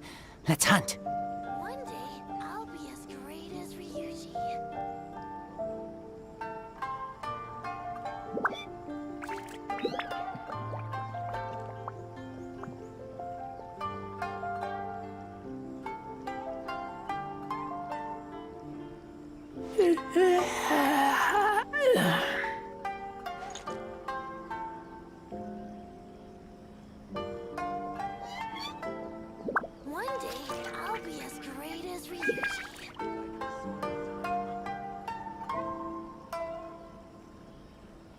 I keep watch.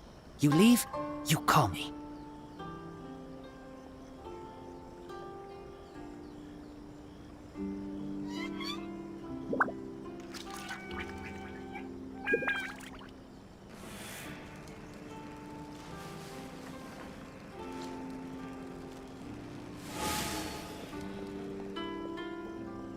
One day, I'll be as great as Ryuji.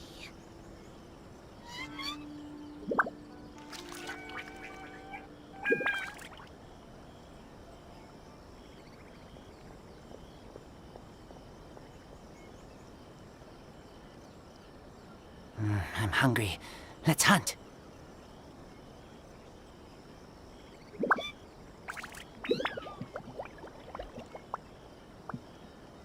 One day, I'll be as great as Ryuji.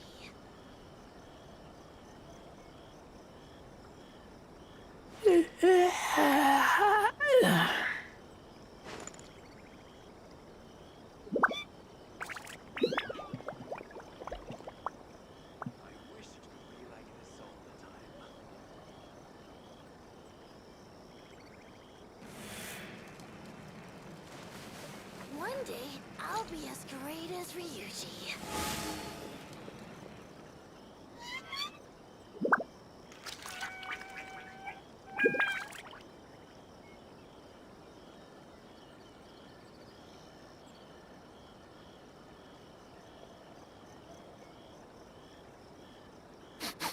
I smell rabbit.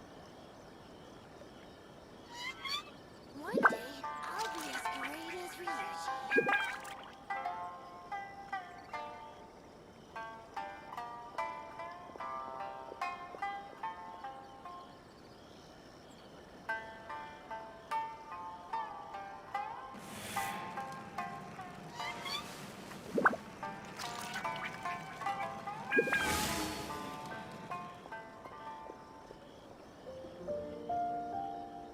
One day, I'll be as great as Ryuji.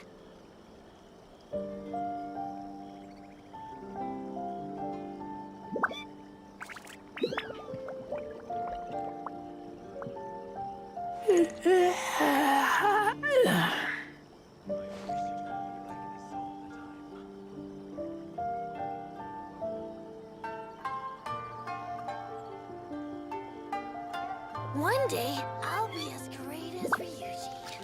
I keep watch. You leave, you call me.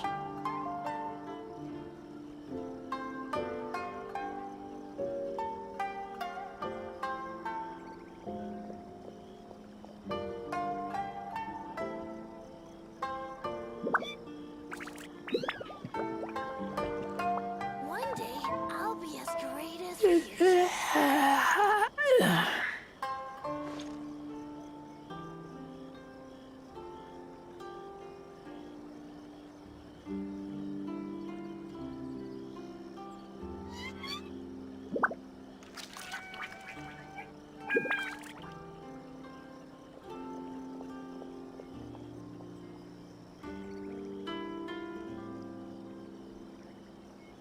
One day, I'll be as great as Ryuji.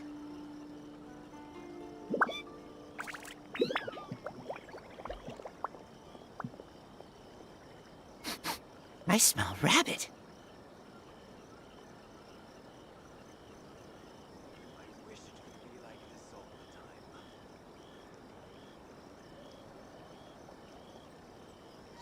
One day, I'll be as great as Ryuji.